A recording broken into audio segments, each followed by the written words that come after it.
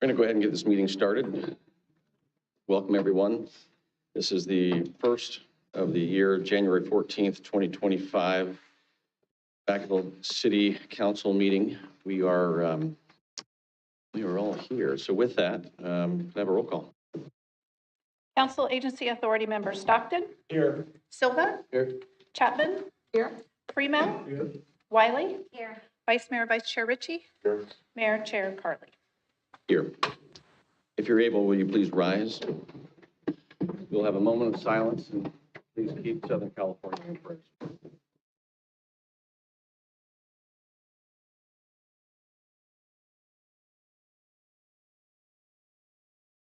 you join me in the Pledge of Allegiance? I pledge allegiance to the flag of the United States of America and to the republic for which it stands, one nation, under God, indivisible, with liberty and justice for all.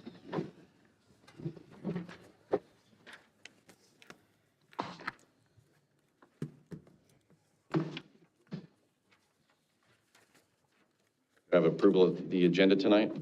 Motion to approve the agenda. Wait. Second. Hold There are on. no changes, Mayor. No changes? Oh. Okay. So no changes. We have approval in a second. All in favor? Aye. All right, now we'll have the approval of the minutes. Have a motion? Motion. Second. Motion is second. All in favor? Aye. And any member of the public or the council wishing to pull an item from consent for discussion?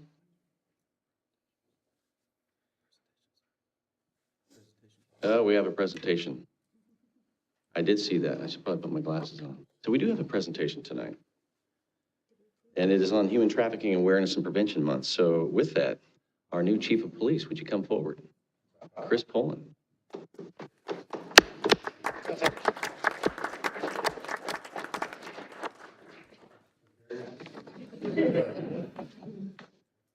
I'd like to read the proclamation and give you a chance to share your thoughts.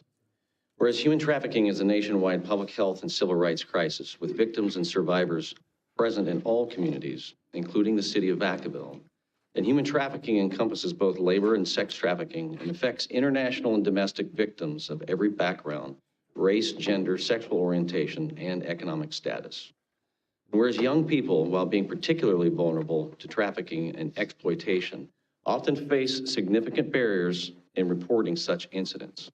California consistently recording the highest human trafficking rates in the United States, reported 3,152 cases in the prior year, according to the National Human Trafficking Hotline. Whereas their collaborative efforts are crucial in combating human trafficking, law enforcement, federal and state agencies, nonprofits, social service providers, and private industry and non-governmental organizations, including the Solano Anti-Human Trafficking Coalition and Sane SART, are actively working to eradicate human trafficking in Solano County. And whereas the dedicated work of Sane SART and the nature of sound within the Solano Anti-Trafficking Coalition has been instrumental in educating the public about violence and exploitation and in raising awareness about the pressing issue of human trafficking, all communities must actively engage in preventing human trafficking by promoting safe, healthy, and supportive environments. And by supporting initiatives that aim to eradicate this crisis, the City of Vacaville strives to be a community where human trafficking is non-existent, where opportunities are available to all, and where every individual is valued and supported, thus ensuring freedom and a dignified life for all of our inhabitants. Now, therefore, be it resolved that I, John Carley, Mayor of the City of Vacaville, and on behalf of the Vacaville City Council, do hereby proclaim January 2025 National Human Trafficking Awareness and Prevention Month. This is especially important because of all the work that also is part of the police department. And I know that you've had a significant part of that prior to even you taking on the role as chief. So thank you, and all the hard work and making sure that we do focus on this. And so with that, I'd like you to share a few words, and I'll give you this. Congratulations.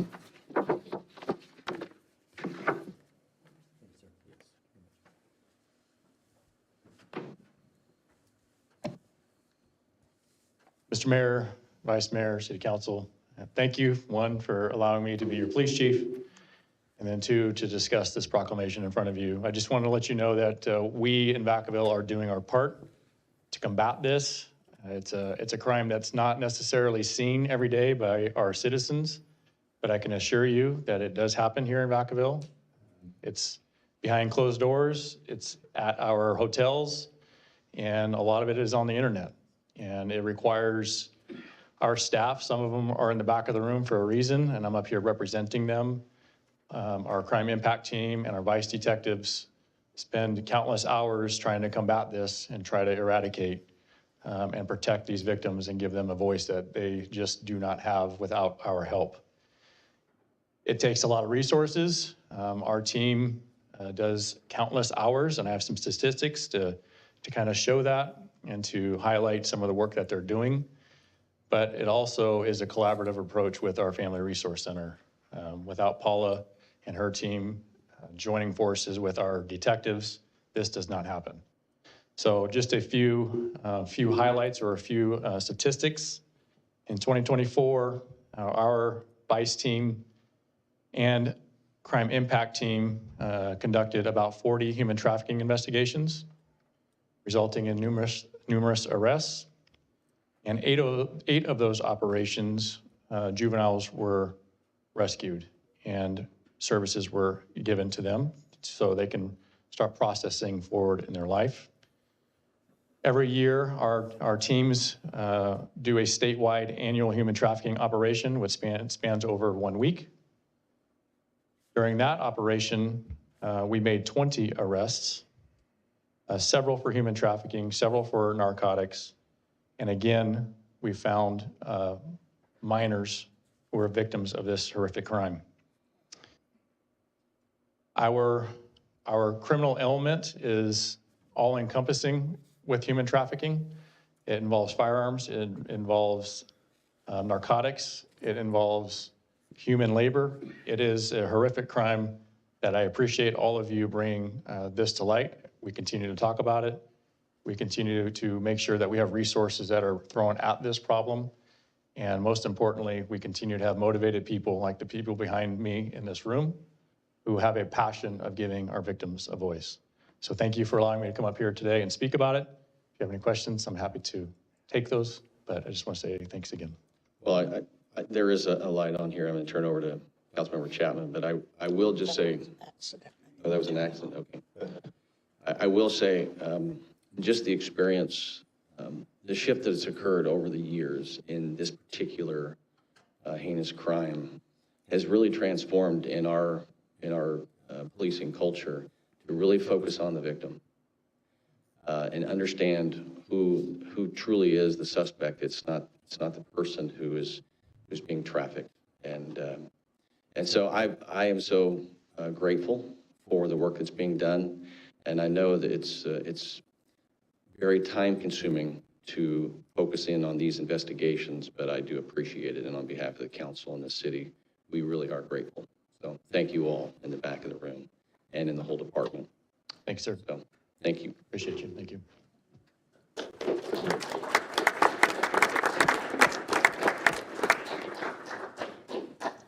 There will be a ceremony probably later this month for your swearing in. Although you hit the ground running day one, but we'll celebrate it as well. So now we'll move into consent. Apologize for getting ahead of myself. Any member of the public or the council wishing to pull an item for discussion? Seeing none, do I have a motion? Motion to approve the consent calendar. Second. Motion and second. All in favor? Aye. Opposed? All right, we will move on to business from the floor. This is a time for the public to come before the council on any item that we have jurisdiction on that is not on tonight's agenda. So I'll open it up now.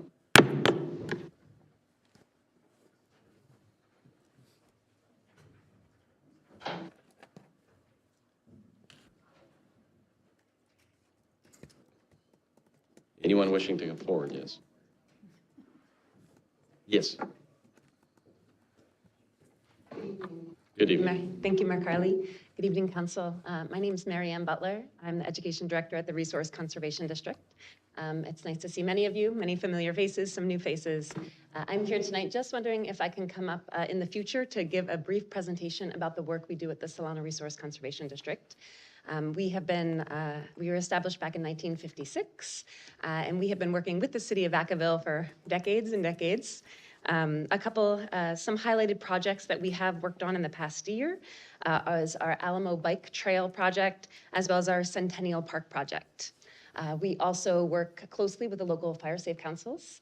And as many of you know, I lead the education team with our education program. We're going to be serving 1,100 Vacaville students this year out of 10 schools. So what we'd like to do is just take a few extra minutes to talk more about the programs that we have and see how we can leverage the expertise of our organization to meet your city goals. And that's all I have for tonight. Thank you all. Thank you. Good evening. Good evening, Mayor Carley, City Council, and City staff. Hope you guys enjoyed your holidays and hopefully you have some time to get some R&R with your family. As you know, last October, there was a monumental motion made for the cannabis to be discussed at the Q1 priority session this spring. And today, I'll be mentioning some reasons why I believe this council should vote yes to add cannabis as a new priority this spring session. Also, there was a request for the council to see a projected dollar amount of tax revenue from our city's proposed cannabis businesses. Because I do respect the city staff's time, I went ahead myself and took the time to source the data and calculated approximately how much money the city would make just off tax revenue, which, by the way, is only one of the 4 ways cities actually receive revenue from cannabis businesses. The other 3 ways are city application and permit fees, state grants, and funds from community relation plans.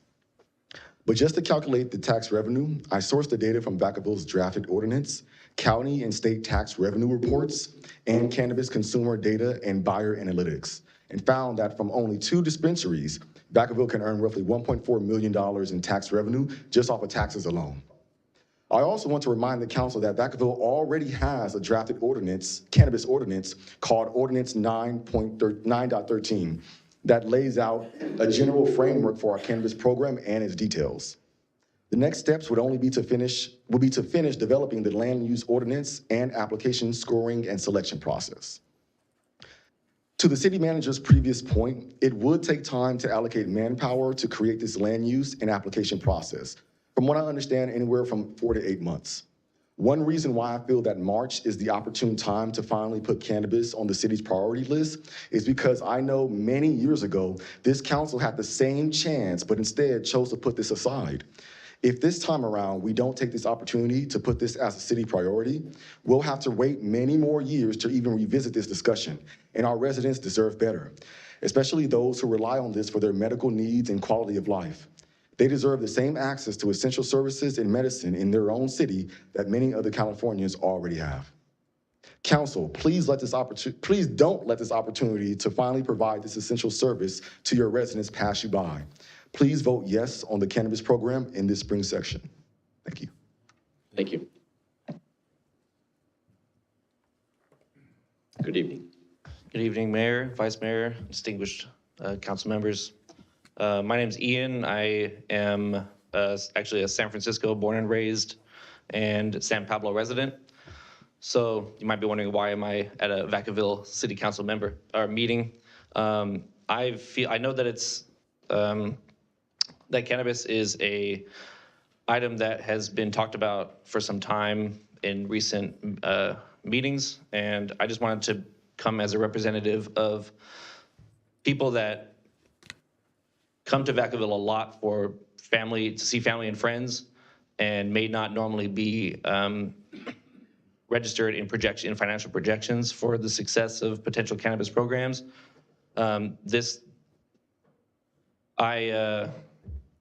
Sorry, this is my first time doing one of these.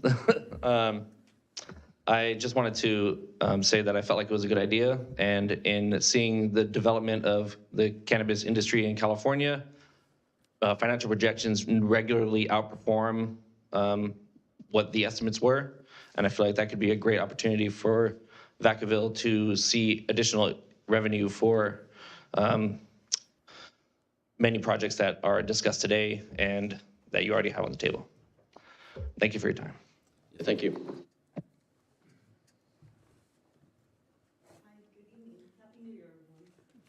My name is Carrie, and I live in the Browns Valley area. And I just wanted to come up here and discuss the Centennial Park project. I don't know how much of you guys know that there are residents there that are very upset about the Phase 1 that's happening right now.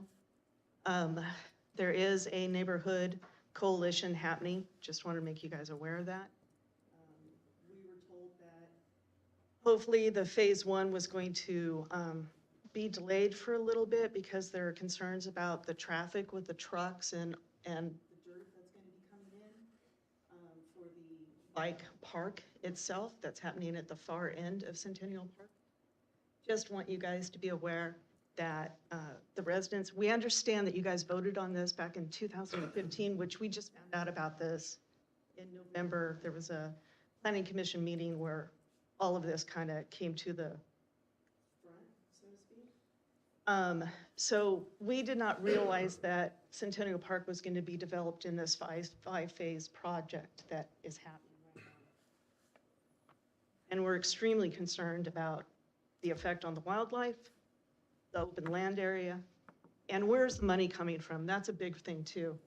So the dirt that's being brought in for the bike thing that's happening right now, we realize that it's a net zero action, that Landify is bringing us the dirt.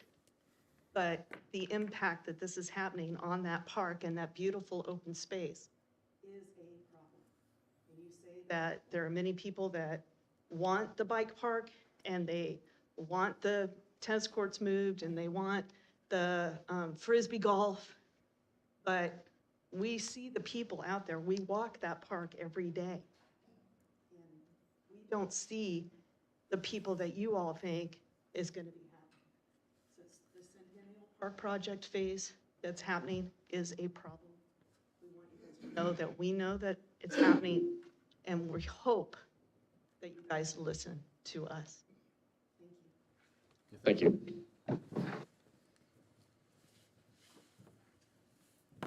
Good evening. Good evening, Council, Mayor. I live in Browns Valley, and I was here last year on the same subject, and I think we ought to rethink this fireworks business, see what's happening in Los Angeles. I used to do weed abatement for the city and all that, and you can't weed abate everything. And I think the city ought to set an example on the fireworks. And I think police and fire would be, behind this too, as a matter of fact, because why don't we go to drones, light shows? Drone shows can be just as spectacular as fireworks. They have them all over the country now. We could get away from the fire, the smoke,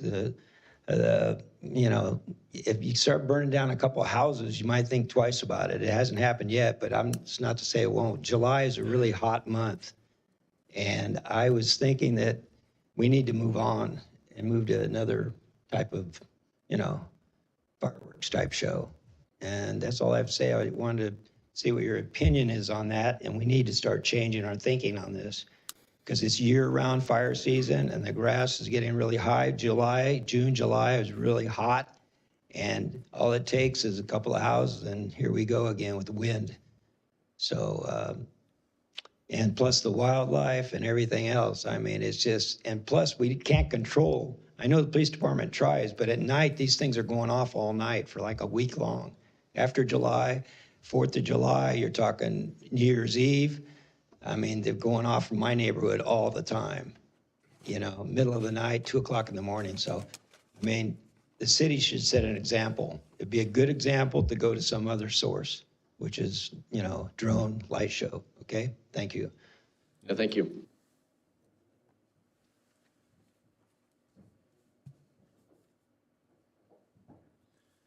Good evening. Council and Mayor. My name is Gail Thompson, and I just want to give a brief update on the National Homeless Memorial that was hosted here in Vacaville on December 19th. The program was well attended. There was over 100 people in attendance for that program. 2 of the mothers who lost their children to homelessness on the streets due to drug and alcohol were the guest speakers that night. I want to thank Councilman Stockton and Silva and Wiley for their presence there. It meant a lot to everybody there to know that their city supports them and the troubles that they're going through. And I'd just like to point out, if everybody on this dais plus one, that's how many people we lost last year on the streets in this great city. That's 12 too many, and we can do better. But again, I do want to thank you for your presence and your continued strive to try and find a solution to this problem. And if you think it's just our problem, you should have listened to the mother up there standing with her grandson, or the other mother who lost her son at 22 years old due to alcohol and living on the streets. They have stories. They were loved. Somebody's son, daughter, mother, brother. And this city, for all that we do, can do better. So thank you. Thank you. Go ahead and close business from the floor, unless there was anybody else who was going to speak. And I didn't see anybody up, so we'll move on. We have no public hearings, but 9A. Thank you, Mr. Mayor, Vice Mayor, members of the City Council. This first item before you tonight is a presentation regarding homeless housing development at 1050 Orange Drive. Tamara Colden, our Community Services Director, is here with the presentation.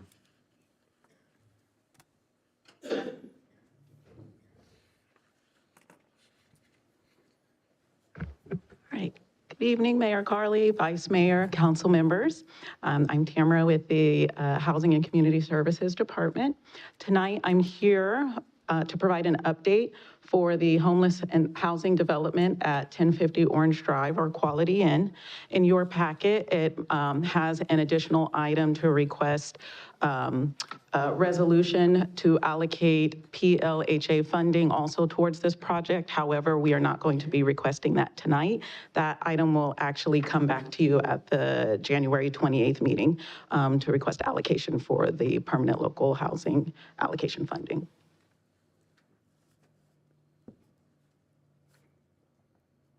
Just a little bit of background.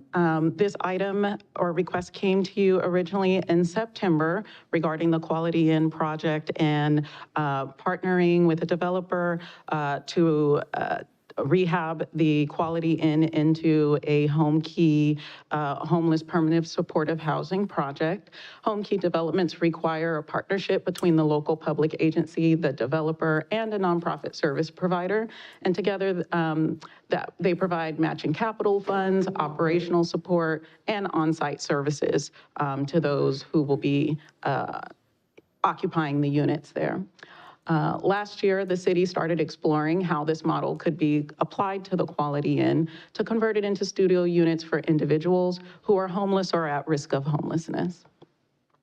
And then leveraging the Home Key funds to achieve that goal. At that time, we anticipate that the Home Key plus NOFA will be released at the end of this month with applications accepted on a continuous basis through May of 2025. So a little bit more background. In early 2024, the owner of Quality Inn and Suites, that's located at 1050 Orange Drive, contacted staff in the housing department, along with a potential developer, MPI Homes, that would purchase the property for the Home Key development in partnership with the city. At that time, the proposed project was to convert Quality Inn and Suites from a hotel to studio units for those who are homeless or at risk of homelessness. In September of 2024, that item was brought to you along with a request to allocate $2 million in American Rescue Plan Act, or ARPA funds, that were set aside for homeless housing to go towards that project. And at that time, the council directed staff to work with MPI to monitor for the release of the Home Key NOFA and to collaborate with MPI to develop a funding agreement for the ARPA funds that were allocated to the project. Unfortunately, in October of 2024, negotiations between the property owner and MPI Homes stalled, and MPI determined that they would no longer move forward with purchasing the property to try to develop the project at that site. Once it was determined that MPI Homes would not be moving forward with the project, the staff was approached by Community Supportive Housing in connection with the property owner and proposed stepping in to move forward with development of the project. California Supportive Housing, or CSH, staff has been successful in obtaining home key funds and partnerships with other cities in the Bay Area to transform hotel properties into permanent supportive housing. And in fact, they were successful in obtaining the largest round 3 home key funding for a project in Oakland. Tonight, I have CSH CEO Paneet Bhargava here to give an overview of what CSH is proposing to move forward with the project. Thank you, Council and Mayor, for giving the opportunity to actually develop a much-needed permanent supportive housing in city of Vacaville. We have been, if you go to the next slide, we have put together an exceptional team. We have been working with many cities in the Bay Area, and as a testament to our team, we were awarded the largest award in round 3 of $20.4 million to develop 104 units in city of Oakland. We have already received entitlement within 30 days. We are almost about to get the permit done, and we will start building that conversion as we speak, and then get it done and occupied later this year. We have our Director of Development who has more than 3 decades of experience developing more than 1,200 units in the Bay Area itself. Our Associate Director of Development, he's a consultant. He has successfully completed 3 home key projects, and he had played a key role in the home key project in Oakland, which we were awarded. And he would be leading the effort in the home key project for Vacaville as well. Our Director of Operations, he has recently completed a 240-unit modular development in the Bay Area. We have all the project managers and developers with more than 10 years of experience. Our mission is to develop permanent supportive housing and 100% affordable housing, hopefully more than 1 community at a time. We also have done partnership with service providers like Abode, Sheltering. Abode is very prevalent in Solano County, Contra Costa County, and Santa Clara County. If you go to the next slide, this shows the current list of few projects we are working on relating to home key as well as LIHTC, and what our understanding to develop an affordable housing or permanent supportive housing requires to work not only for state funding, but also for federal funding. So we have a strong bench strength to do that.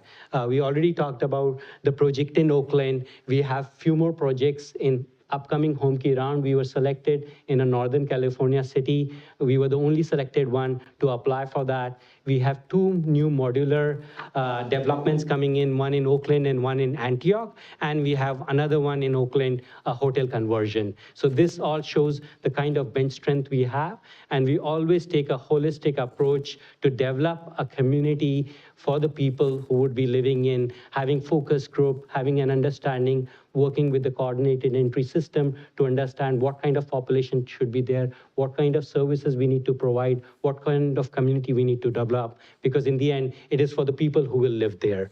If we go into the details of the project, you are very well aware of the Quality Inn on Orange Drive. It's an appropriate location with a bus stop, with grocery stores, many retail shop, many office location, providing the opportunity to the people who will be there. We'll be providing education to them, job education, so that they can go and get self-sufficient, become independent. We also will provide the amenities which are required in guideline to home key. And we are continuing to secure any other funding which might be required for running and operating. And one of the key things we have realized is safety is very important. So we'll be having a fence throughout. We'll be only having a single entrance with access. So we will do all that designing and work closely with the city staff to make sure that we design an appropriate project.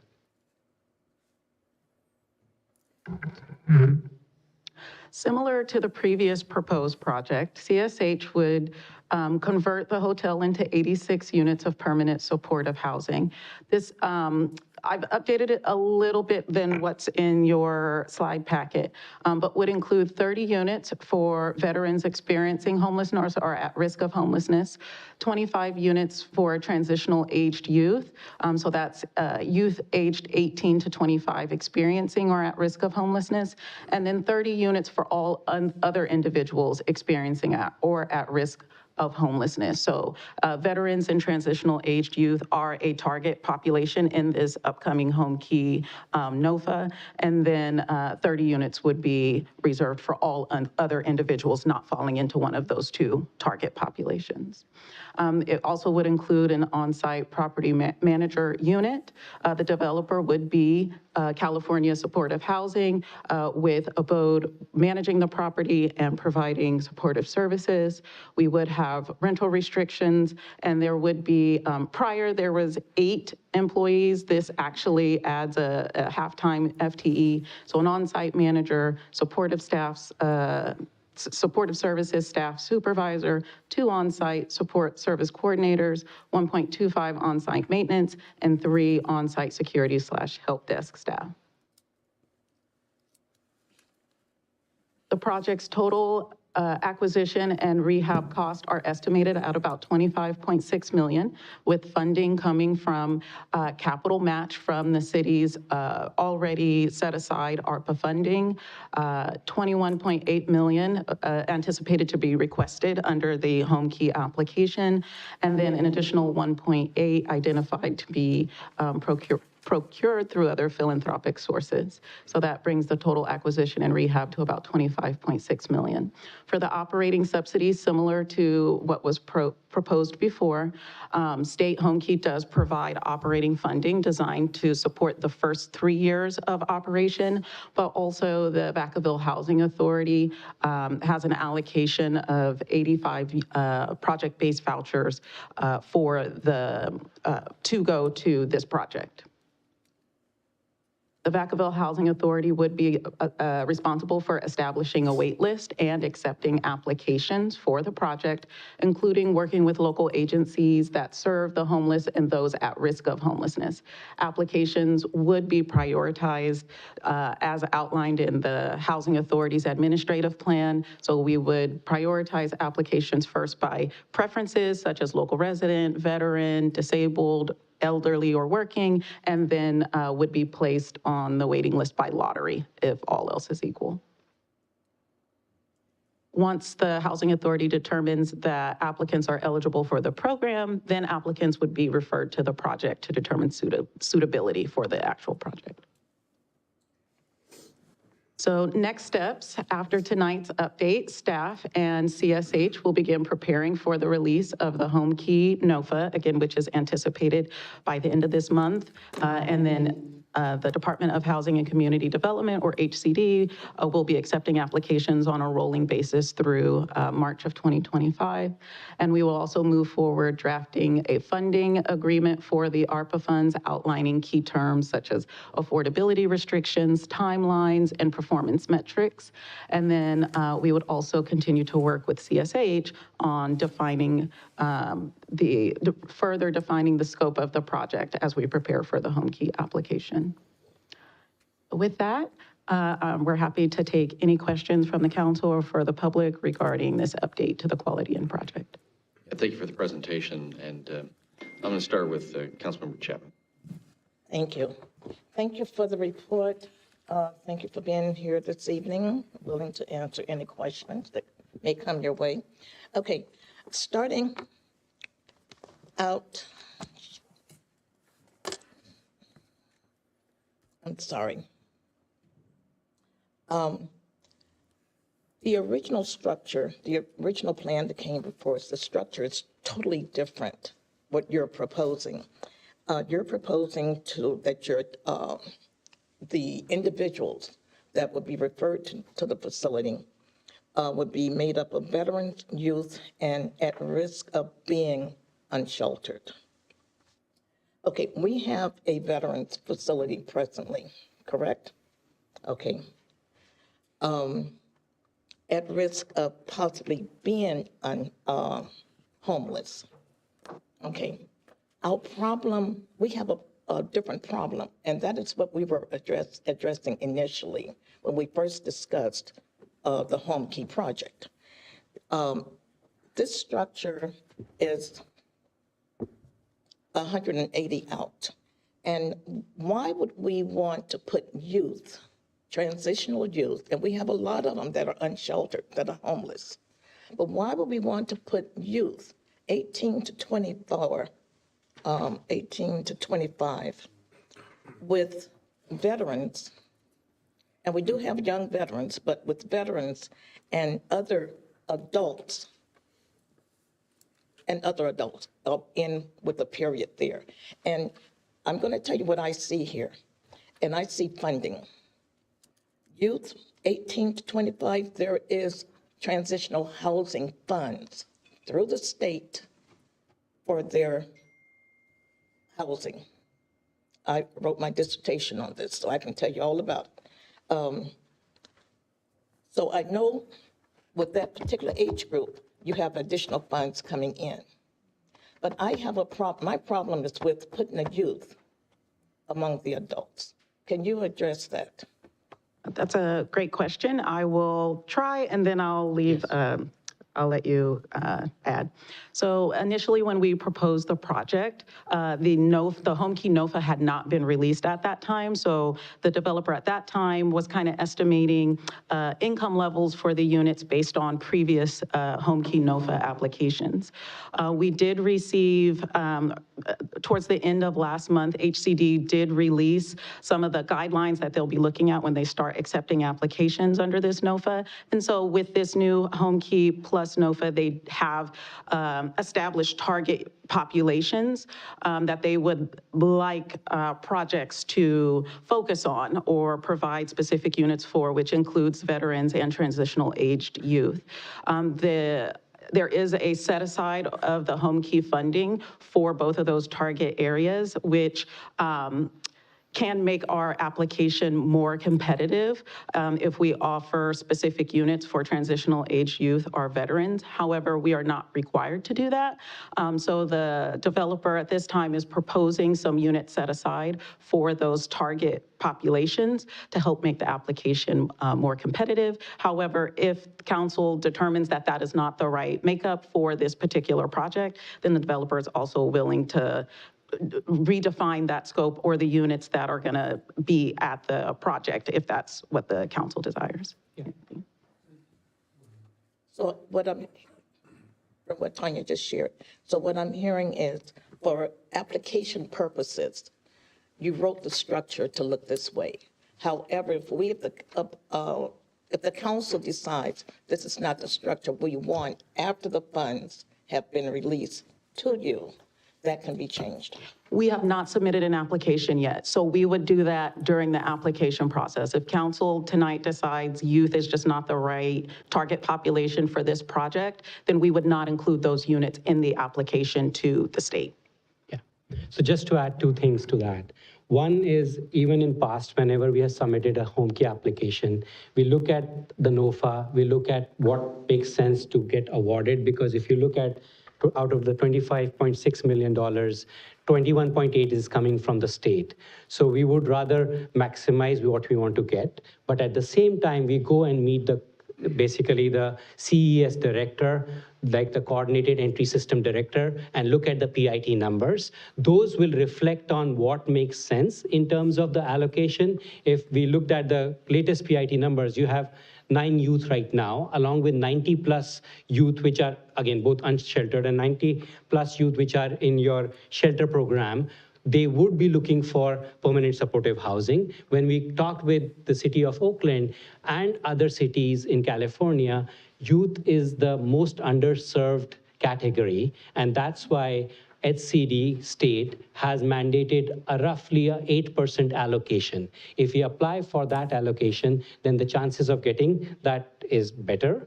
But at the same time, we want to go back and understand what the right mix is at this point of time, look at the latest PIT number, and accordingly fine-tune. One of the biggest thing in this particular HomeKey plus NOFA is this fund is coming from the Proposition 1, which we most or many of us voted on. That funding is splitting half of the funding to go towards veteran and half of the funding go towards adult. So that's the another push for getting for veterans. If we already have the required shelters, if we already have or we do not have as much demand or need, we can also look into that as well. But that would be the process. Next step, once we start looking and working on how do we fine tune to make sure it meets the NOFA guideline, along with what makes sense for the community. Councilmember Stockton. Yes, great questions, council member. Thank you for asking them. I think I have a few questions in addition to why the kids are there. What assurances do you have for Vacaville preference is one of my questions. And then you mentioned I think 3 different groups that you work with: Abode, Shelter Inc., and Beyond Emancipation.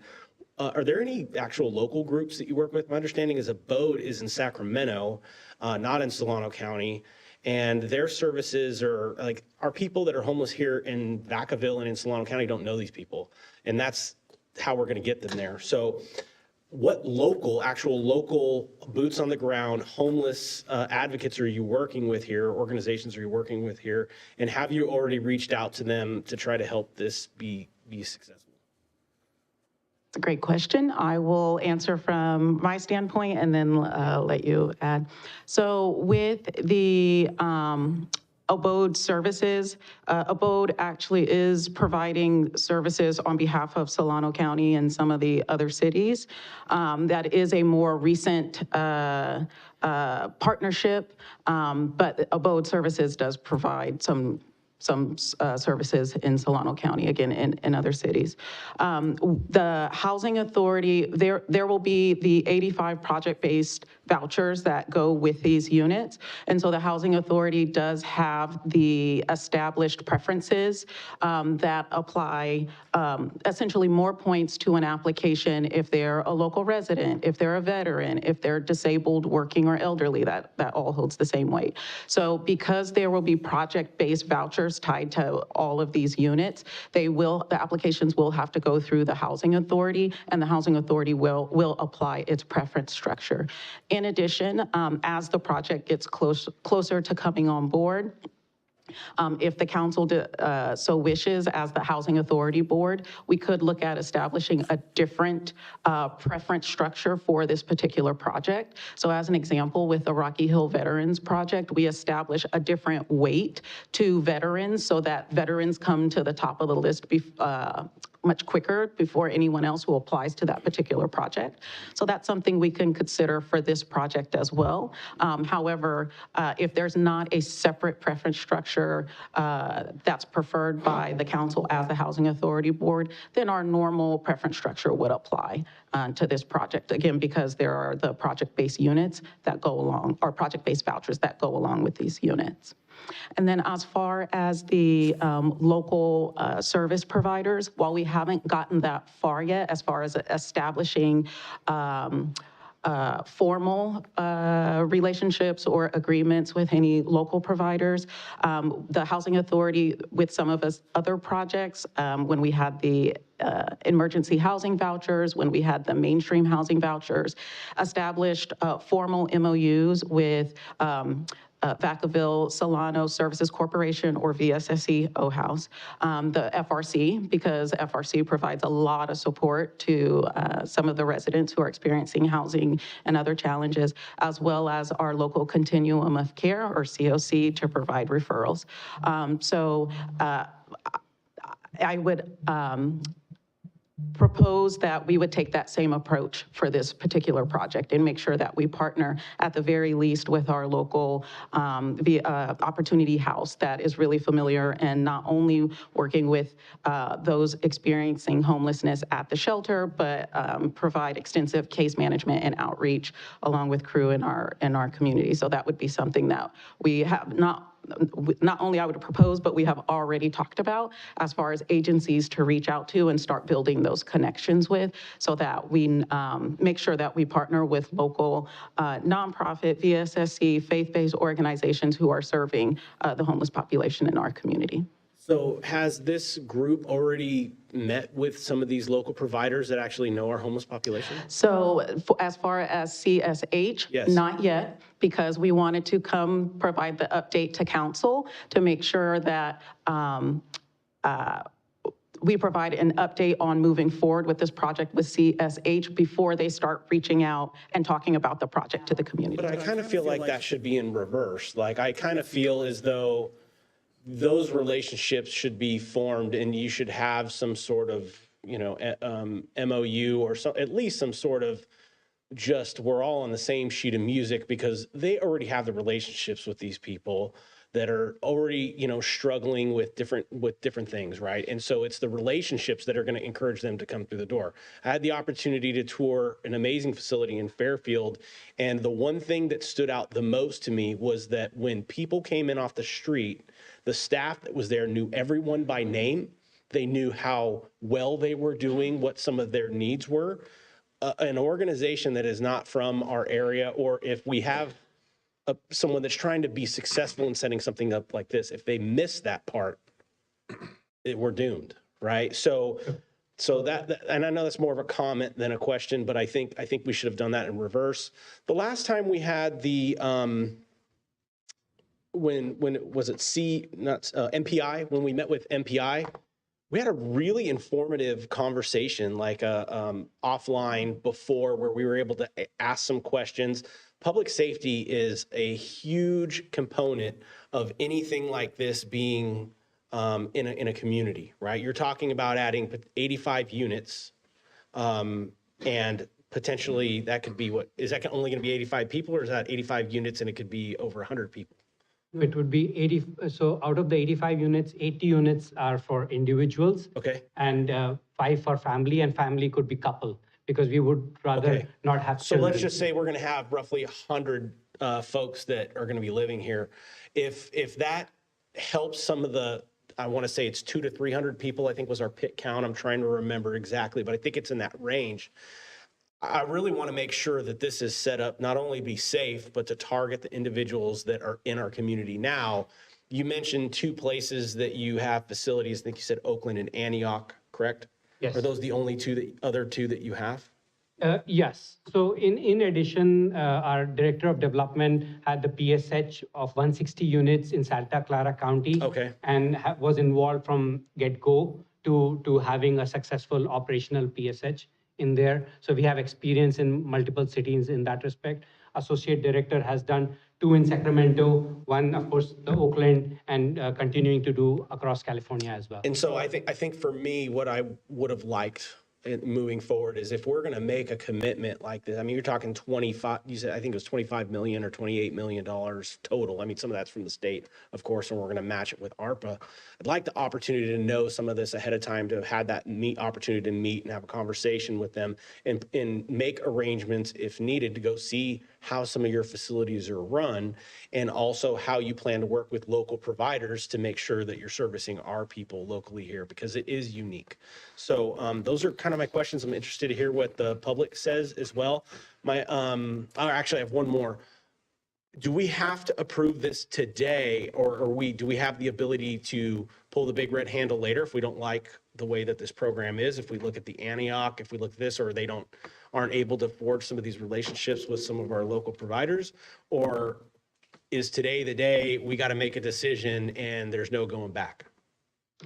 So today is not the drop dead end all day. The HCD, the Department of Housing and Community Development, starts accepting applications, or they're anticipating starting accepting applications January 30th, and they will accept them on a rolling basis through May of 2025. It is, of course, our hope to be the first ones to the door to submit an application. However, if that is not the direction tonight, and we have to perhaps come back or do a couple more items before we apply, we can definitely do that. Okay. That's it. Thank you. So one more thing to add In terms of the approach we take for community engagement, gender equality, so we had put together a 3-pager in terms of the steps we take, and it is both inward as well as outward. And what I mean by inward is looking at how we are doing it both in-house, along with our service provider, along with getting the community through focus groups, through interviews, through meeting with faith-based organizations, meeting with other organizations who are the boots on the ground to understand what and how we would be delivering these services.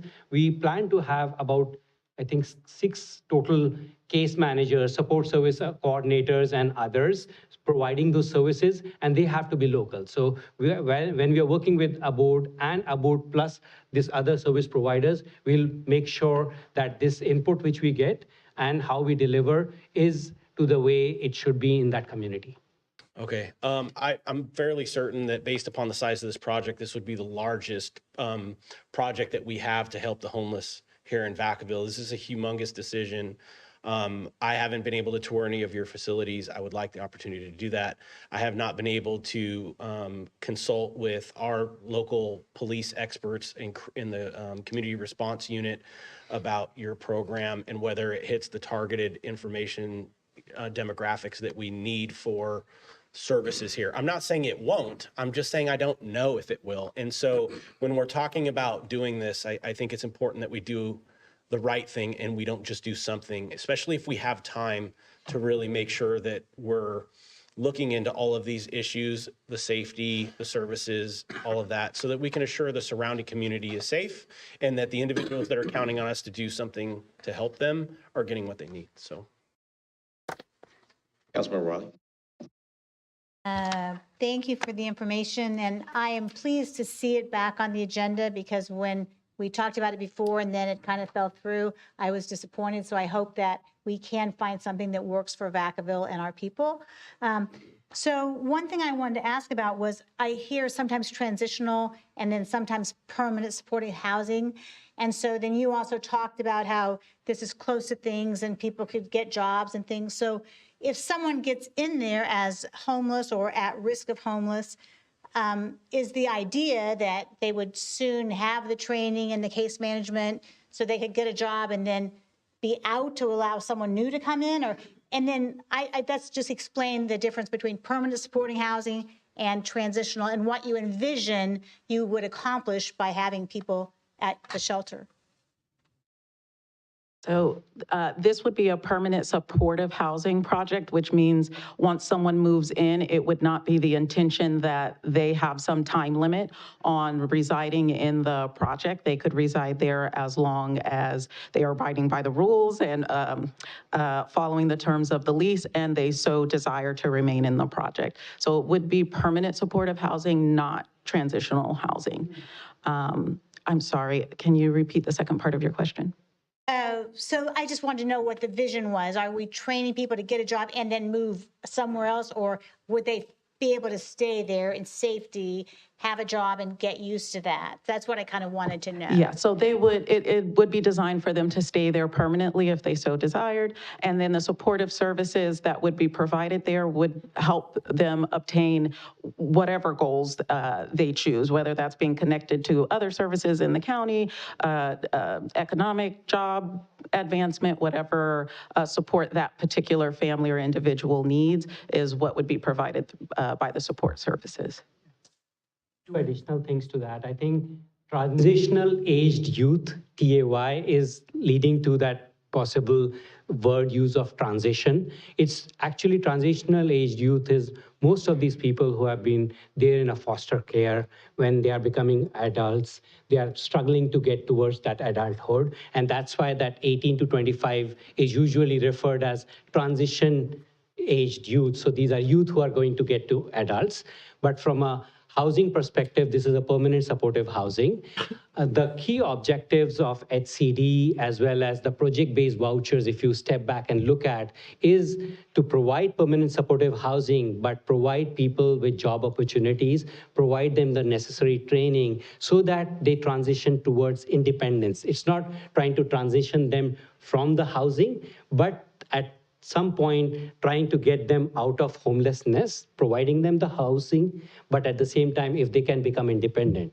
There are restrictions on the income level at 30% AMI, and God willing, at some point, if they are being able to earn much more than that, that's a successful exit from the housing. And that's if you look at the continuum of care, you want someone to go to possibly a navigation, to a shelter, to a permanent supportive housing, and then exit out successfully to be a formerly homeless sometime in past of their life. And that's what we are trying to achieve. So when they have a job, they're employed, they're reaching that maximum income level, then you would say, great, let's help you find a place that you can move to independently. Yes. All right, that was a good question. And then that 18 to 25-year-old is a very vulnerable spot, and where it's important to get those job skills and to get the support that they need so that they can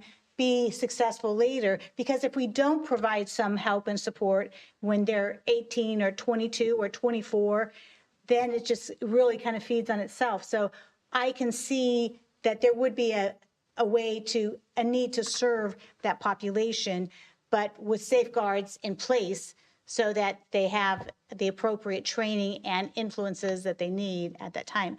So the other thing that's kind of staffing was a question of mine, because one apartment is supposed to be for an on-site property manager, who I assume would be there all the time. And then there's 8 other employees. It says on-site supportive services, on-site maintenance, on-site security, but they don't live there. They come on-site and have their job, and then they have to have their residence elsewhere, but just the one property manager lives there. Is that correct? Yes, And that's like correct. security, there's 3 people, so there's always security there. Yes. And it was good that you mentioned the fence as well.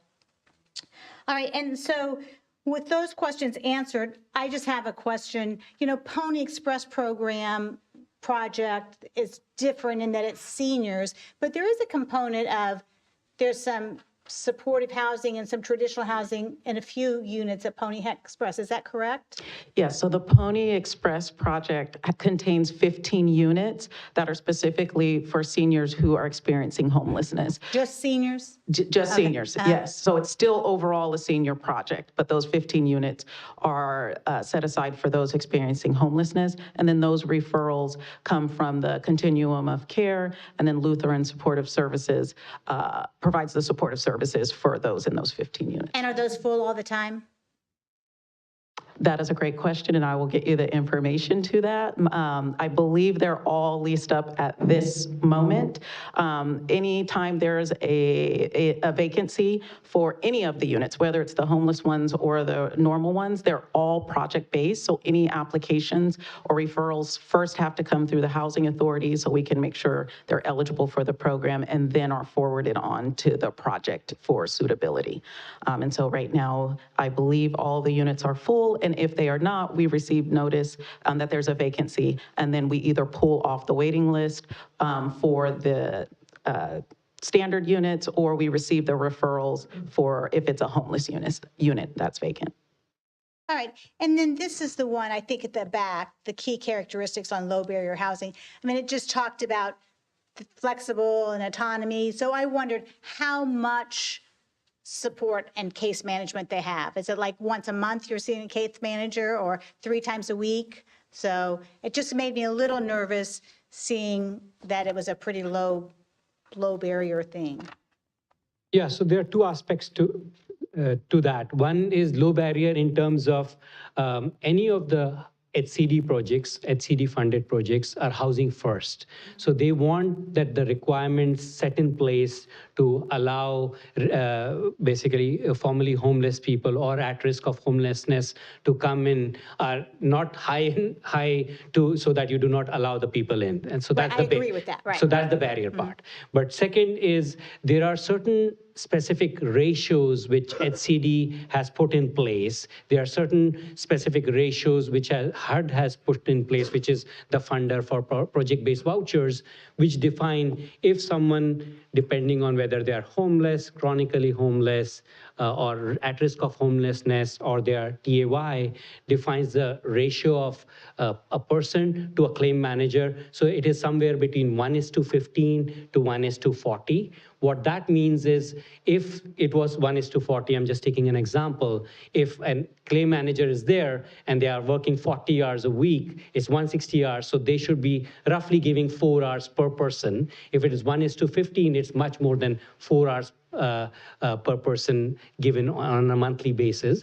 What we have seen is, in general, when people are entering a unit and they're coming into the unit, they require much more attention. There are several initial meetings so that you understand their strengths and weaknesses, you understand where they are, you understand and try to form the services you need to deliver, what referrals they might need, and then it might go down as they are living there. And so there were 2 on-site supportive coordinators and 1 supervisor and 1 manager. So basically 4 people working with the people. Yes. Correctly. All right, thank you. Those are my questions. Go ahead and open up to the public for any comment on this item. Yes, please. Thank you, Mayor Carly. My name is Jason Quintero. I'm a local Vacaville resident. I do have a couple questions. The first one is, as many people know, the homeless problem is not just about people being homeless. It's often about people struggling with drug and alcohol addiction and or mental illness. How does this $26 million project address drug and alcohol addiction and or mental illness? That's the first question. Second question is, who are the executive directors or executive officers? What are their salary? Well, we'll get to that. So she'll write those down, and when we close it back up, we'll answer those questions. Okay, thank you. Thank you.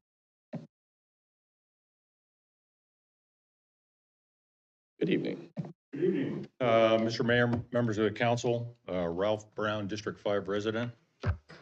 A couple of reminders. As government officials, we are charged with being good stewards of the people's money.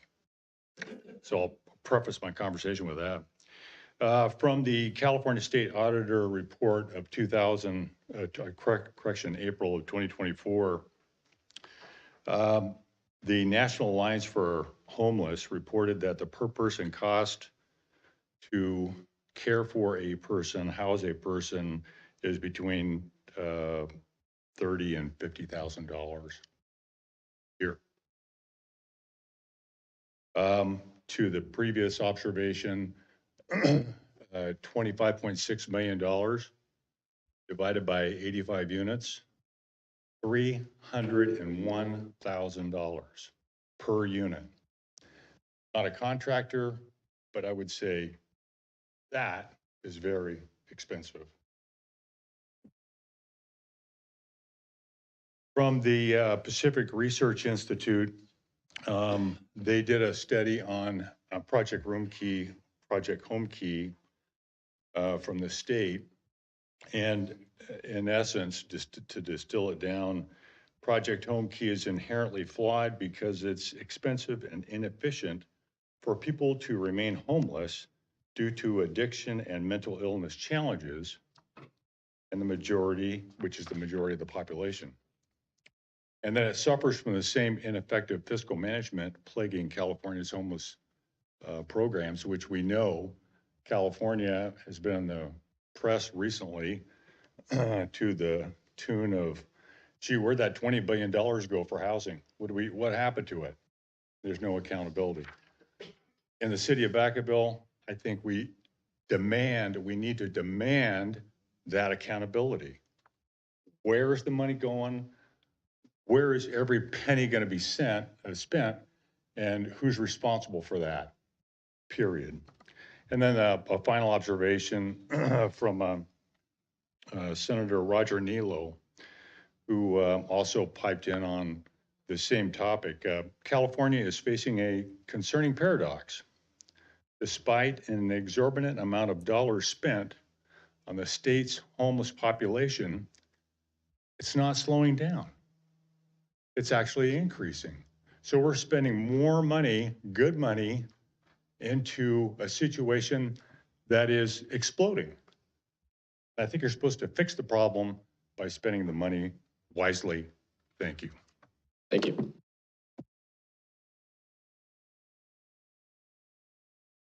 Hi. I guess I'd like to preface with I know a lot about homeless communities, spending 14 years inside of one, as well as 2 different homeless communities in San Francisco. So my question was, because I noticed that it wasn't really clarified nor highlighted, what do you guys have planned, or what strategy do you guys have to actually highlight families? Because I noticed you guys have 5 out of the 85 units, but as we know, the data shows that at-risk, like you mentioned, at-risk youth are the ones who are actually the most highlighted, not transitional, one of the most at risk, not the transitional age youth, which are 18 to 25, which are practically grown, but it's actually those who are like young teens going to high school, or young people with their mothers or fathers, single parents who are actually homeless. I want to know what plan do you guys have to help them out, help the youth out who are in your community, because it's not just job placement, right? It's like, hey, do you need backpacks and ways to school and stuff like that, lunch programs, stuff like that. But also, my another question is, how do you determine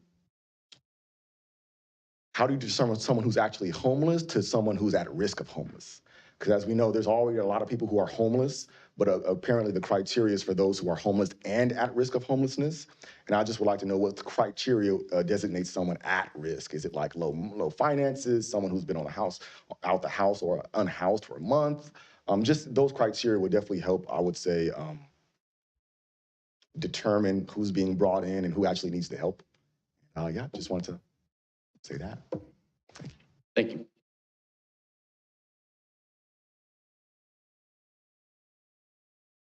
Good evening. Good evening, Mayor, council members. A couple questions. How many units are being proposed, 85 or 86? The next comment I would like to make is that I hope every one of us in this room, our goal is that everyone that is homeless becomes productive community members as they were before. That should be our goal. And it concerns me when there are income limits. Does that say, once you hit that income limit, let's not look for bettering our life because we'll lose our housing? So that's something that we have to consider. And the last thing is that I can't speak to the youth population. Gail and I very rarely run into those in the 18 to 25 range, but I'm concerned about the ratio mix of, 35 units for veterans. I will tell you that if there is a veteran on the streets of Vacaville, he or she should not be homeless. They are the easiest to get housing for.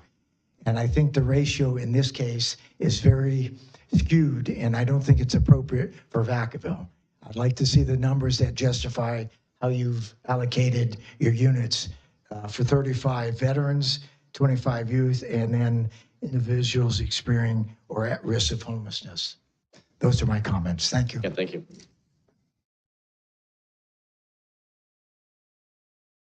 I just have a quick question to follow that up. As far as the veterans are concerned, when I was walking around this last year talking to residents in the Rocky Hill neighborhood, I noticed that facility was not full of veterans. So kind of on the same question that Skip had, what level of veterans do we currently anticipate are in that PIT study of, I believe it's 283 homeless people in Vacaville right now? That's all. Thank you. Thank you.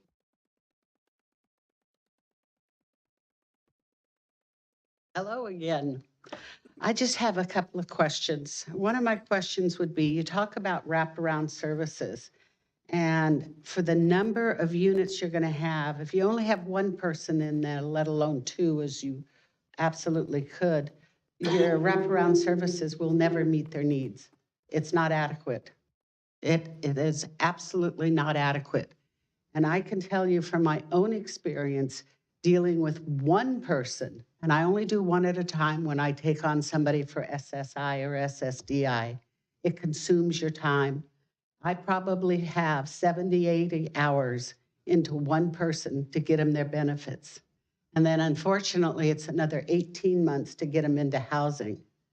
So your wraparound services are going to fall far, far short from what your goal is. It's never going to happen. You'll get a very small percentage of success at that rate.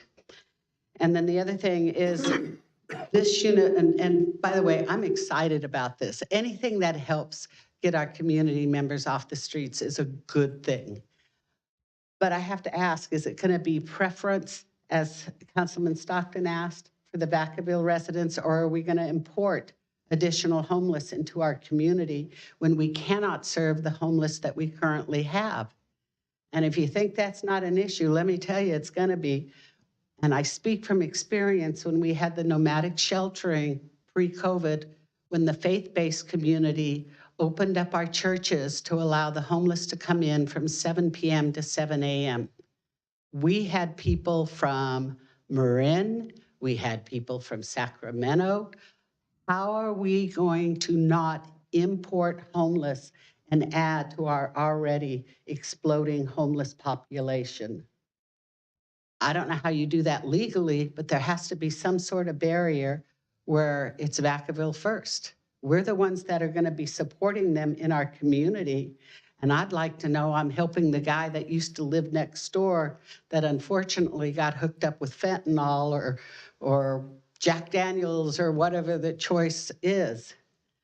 I want to know that my community is going to be cared for. So I think on the surface, it's a great program, but I think we have to peel back the scabs and see how is it going to work for us.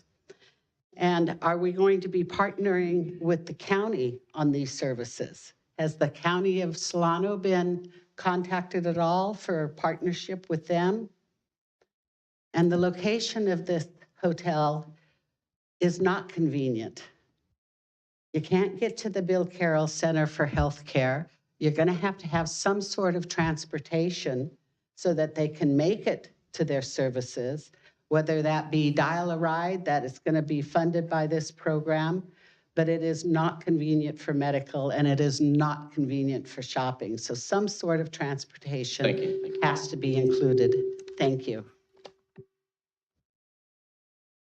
I'm going to go ahead and close the public comment portion of this item and bring it back to the council for any further discussion. Councilmember Silva. Yeah, there's a few questions and that the public raised, but I think if I could summarize it in kind of more of my comments and not kind of repeat what the questions that my fellow council members already asked. I think across the state and including even locally, accountability is key. I know we're focusing on some type of development. I think the only thing we have close to this scale, would be, well, I wouldn't even consider Pony Express to be, as far as like what's being proposed here, be more along the lines of Opportunity House. But even there, there's still there's still type of outcome. And in this particular report, I don't see any type of form of measurement of what we're expecting to happen. I hear that it's a permanent supportive, and I think for a lot of residents that brings up alarms. Okay, we're going to provide a place where folks to stay, as was mentioned, pretty much indefinitely. So I appreciate the questions about kind of digging further into supportive services. Anytime I see something like that, I see it as just something kind of checking boxes. And I think that's been the biggest challenge of why California's throwing $25 billion at a problem. And one thing that attributes towards it getting worse. We're paying for salaries, we're paying for space, but how are we actually truly getting into addressing about 40% of our local homeless that are classified as either or have mental health issues and or drug abuse issues, and then the other 60% who just don't have expressed interest of getting out of the streets. So I'm not sure. So for me, like I feel I like to see those numbers rearranged somehow. As was mentioned, we have dedicated housing for veterans. In the past, that continues to be a struggle to fill up 100%. I don't like using our veterans as using a title to say, hey, we're helping serving veterans, and then we're not. That's a big problem. Same thing with our youth, right? And then we throw in all others. When in reality, I think the population that we have out on our streets are more along single men, right? Because Opportunity House is able to address a component of women and single parents with kids. I think this program needs to address our current population. I also feel, going back to concept of accountability, if we're going to be putting out any type of money, particularly at this scale, and we don't see the impact on the streets, that's not the accountability that people are looking for. We're looking to see an actual impact in helping address the responsibility that we've required, inherited, and are dedicated towards addressing. So that's my. Thank you. And I don't expect you to answer all the questions that you heard from the public. Those are their questions, are their comments. Because some of them we could spend 10 hours about how do you solve homelessness, and that's not the purpose of the item. But to the degree the questions focused on some of the outcomes that you wrote down, if you can speak to a few of those questions, that would be great. All right, thank you. First, I'll start with some of the easier questions for me to answer. I'll start with the question on the preferences for essentially for local residents.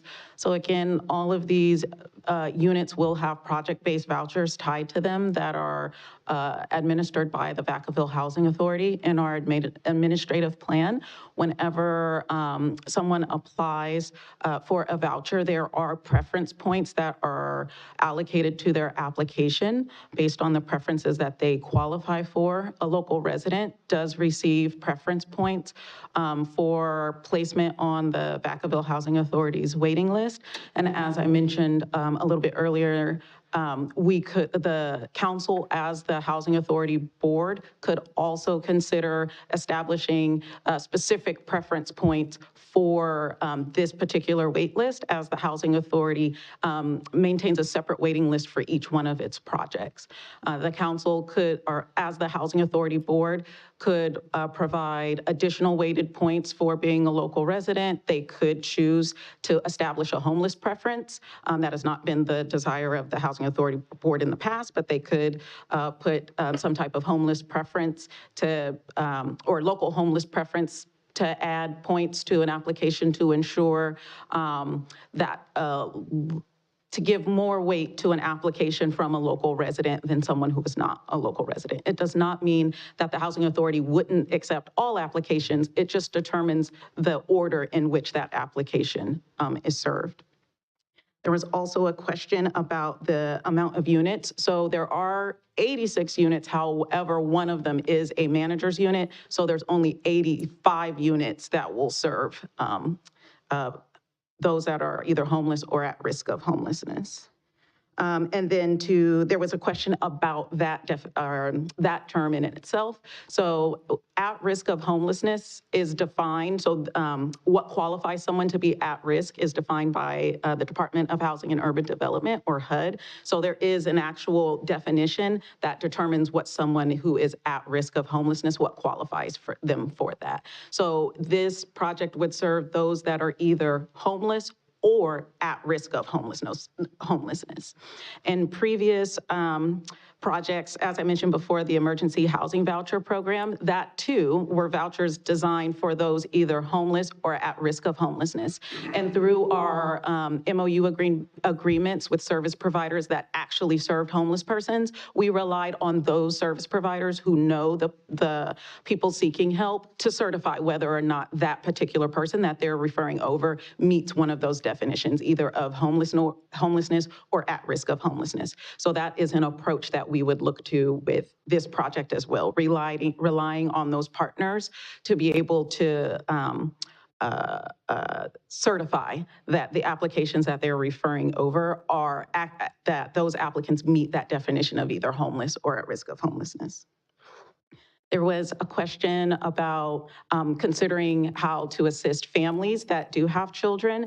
And in discussions with this developer, I know last time this project was, a proposed project at the Quality Inn was before the board, that was one comment that was made. Whether or not some units could somehow be designed to assist families and not just singles. So the developer did try to take that into consideration. However, the overall makeup of the project has not been set in stone. And that includes even the veteran units or the transitional age youth units. So overall, I'm hearing from not just the council, but the community that it may be more appropriate for this project not to focus on veterans or transitional age youth so much, but make the most amount of units available for just anyone who may be experiencing homeless or at risk of homelessness. So when we talk about kind of further refining the scope of this project, those are kind of the things that then staff and the developer will go back and talk about what this, what the makeup of the units will look like. So we're definitely hearing that theme about the concern on whether or not how many veterans and or transitional age youth units are needed, if any at all, at this project. There was a question about overall, I believe, who would be responsible for oversight of the home key funds. So the city would be a partner with the developer in the application for the home key funds, and the city would be responsible for ensuring that the developer is following the correct approved process during development of these units in order for those funds to be released to the developer. So the city would have oversight on the activities of the developer through the rehab of the units.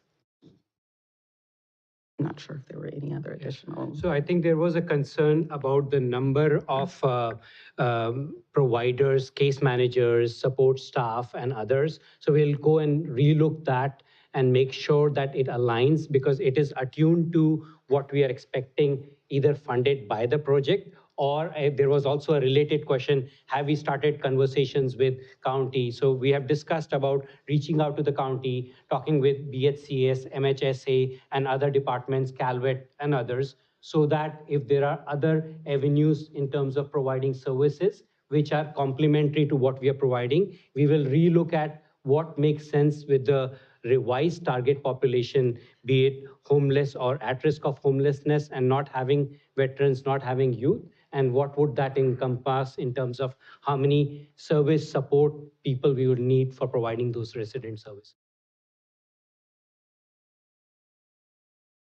So if I understand, I mean, there's clearly a lot, it sounds to me like there's a lot more, from what I'm hearing on the council. I don't want to speak for the council just yet, but there's some time and there's some work to do. Project itself could be very promising. I certainly can appreciate the financial piece of how the state of California, whether you can't measure the success, 24 billion is a lot of money that has been floating around saying, how are we solving the problem, right? That's the, we could be here all night conversation that we're not going to do. That said, we do need to be not only fiscally responsible, we need to make sure, because we've vetted the prior group. We haven't vetted and really looked at that. And so I do appreciate Councilmember Stockton and some others saying, hey, can we do a few things before we make a decision on this? So, but I do think that there's some takeaway questions that you should certainly get some follow-up and we get more answers in the near term and bring it back to council. But I don't want to get in front of the council, but other than that, because that may be what the motion will be. Mr. City Manager, is there anything that you would recommend on when this comes back to council? So tonight there is no official action, but we have heard loud and clear your comments. I think what we'll do is we'll go back, give the developer an opportunity to get more precise data on the needs. In the meantime, we can also, Tamara can work with the council on setting up those, preview meetings that you had with the prior developer to provide any additional level of comfort on the company and their projects. And then if you would allow me the opportunity to coordinate with them on how quickly we can bring that back to council with a new mix and ideas for how you would like to tailor the application, because I do agree with Ms. Colden that it's going to be important to get at the front of the line if we can. And so the sooner we can lock down some of those details for you, make you feel more comfortable about it, we'll get that back to you just as soon as we can. In the meantime, we'll set up those viewing appointments for council if you're interested. I think that would be very beneficial, and making sure that including the right mix of staff, especially like the police department, those that are connected in the community, so that everyone's feeling like the needs of this project would be met and would be appropriate, and there could be measurable outcomes that everyone can get behind. Thank you. Thank you for the presentation, and got a little bit of homework to do, and then we'll just see it when it comes back. And thank you for setting up those meetings when you do. Councilmember Stockton. Yeah, before you leave, sorry. When you bring this back, I'd really like to see what the preference points are. Like, I want to see an example of what qualifies for preference points, how many points you get, and how much flexibility the housing authority has to set those standards where they need to be to ensure that our people are the ones that are being taken care of. I agree with that. I think that while some of this seems to appear to be out of our hands, the reality is if we can impact and influence so that the services that we're trying to provide and solve in our community really do affect the uniqueness of our community. Because so many times what you see is a project in one city and you try to replicate it, but it comes down to the people and the relationships. And so let's make sure that we do this and we get it right. Vice Mayor Ritchie. Everyone has amazing comments. I just want to just leave two things. When you come back, just the two things that actually myself and Councilor Silver had a comment about entrepreneurism. Two things. Don't assume Project Home Key will be here forever.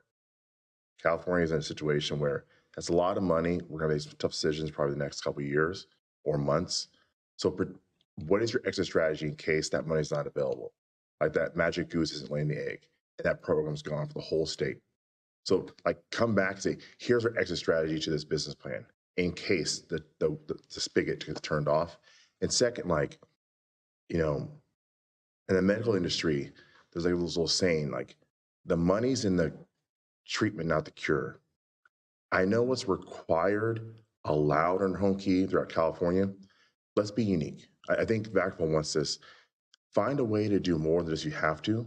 Like find a way to put yourself out of business. Like every age group, find a way to put yourself out of business. Find a way to help them. Like align yourself with the trades organizations, Solana Community College. Some people need to graduate high school. Find a way to, if they hit the door, they are going to get education, mentally and physically clean, and able to ramp up and get out at any level. Like find a way to, if they come to the center in Vacaville, it's unique, their center, because you're going to find a way to help them get out and graduate and do better than they came here. Like I don't want them to just be a paycheck because the money is in the treatment. If they're there month after month with no help and assistance, that's not helping anybody. Like I want you to make a conscious effort. If they come to that door, your goal is making them a better person within 6 months, with 12 months. And that's why I ask. Like, don't do the bare minimum. Like, work your butt off to make sure that you put yourself out of business. So appreciate it, and thank you for taking down so many of our comments. But this is important, and we want to get it right. So thank you. All right, Mr. City Manager, we'll move on to 9B. Yes, thank you, Mr. Mayor, Vice Mayor, members of the council. This final item before you tonight is a resolution for an exception to the CalPERS standards relating to the wait period. We have for an employee in our Public Works Department. Sandy Hess, our Employment Relations Manager, and Brian McLean, our Public Works Director, are here with the presentation.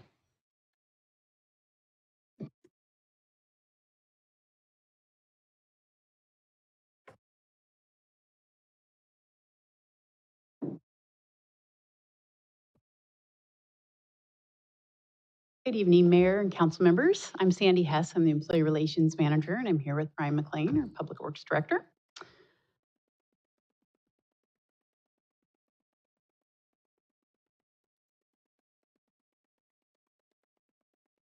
We're here tonight to ask you to approve a resolution for an exception to CalPERS waiting period that'll allow us to bring back a retired annuitant for some special project assistance on a temporary basis. Under most circumstances, CalPERS requires a 180-day waiting period for a retiree after they leave employment before they can work in any capacity with a CalPERS agency. However, CalPERS does allow for some special circumstances in which we can bring back a retiree to work with waiving the 180-day waiting period when specific requirements are met. And that includes when there's a critical need for the work and the employee has a special skill set, when it's for a limited duration, and when it's approved by the agency's governing board, which is why we're here tonight. Gwen Owens retired in December after over 8 years working for the city, and she retired as our Deputy Director of Public Works and over traffic engineering. She's a licensed professional engineer and a traffic engineer. And one of her primary projects has been working on the City Development Impact Fee, the DIF program update.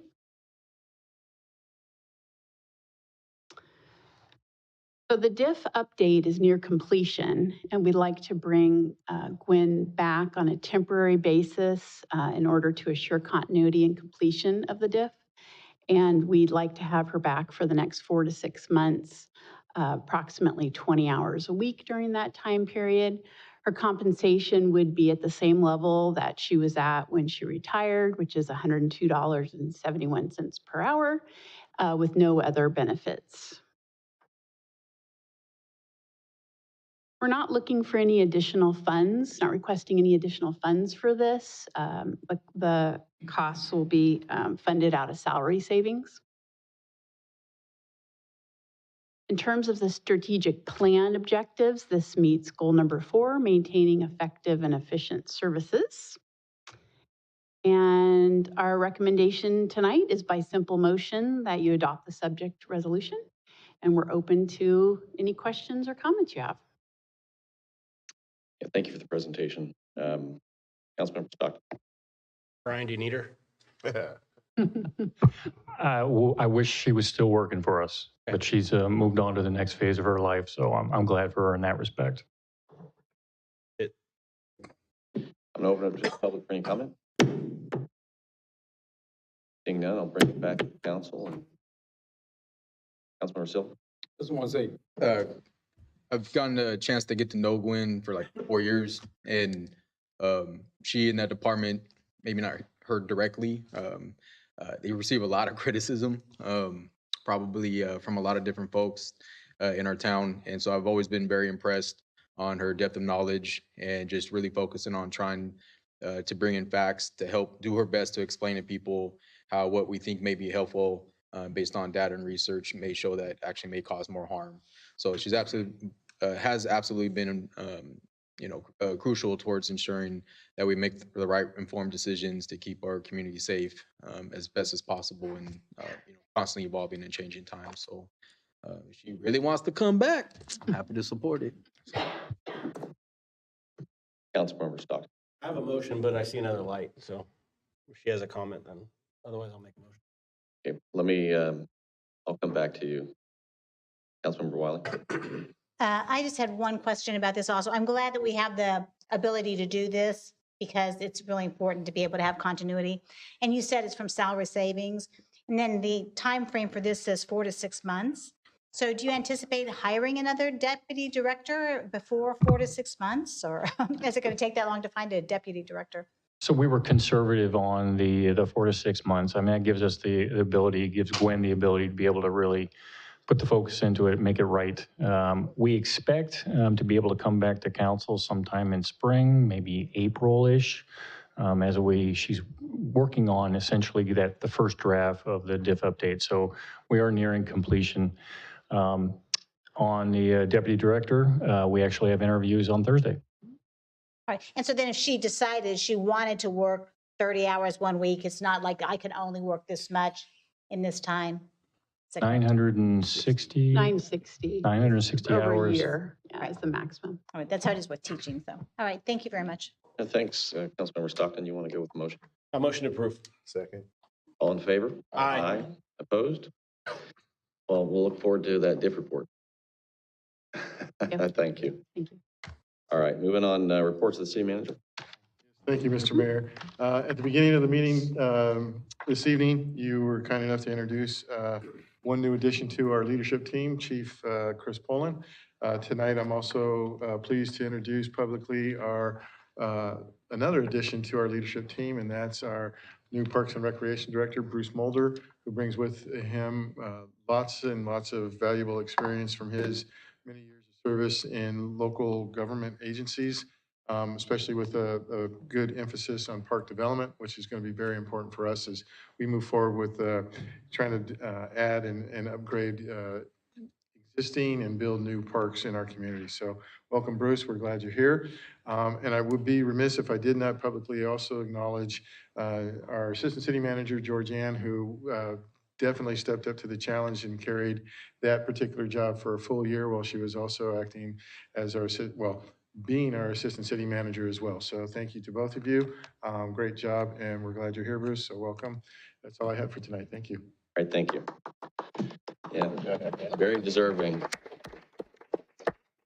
Yeah, welcome aboard, and I look forward to working with you. And it's unfortunate that where you've come from in the past, because I wasn't sure if that was the city that was being threatened by fires, so it wasn't, so that's good to hear.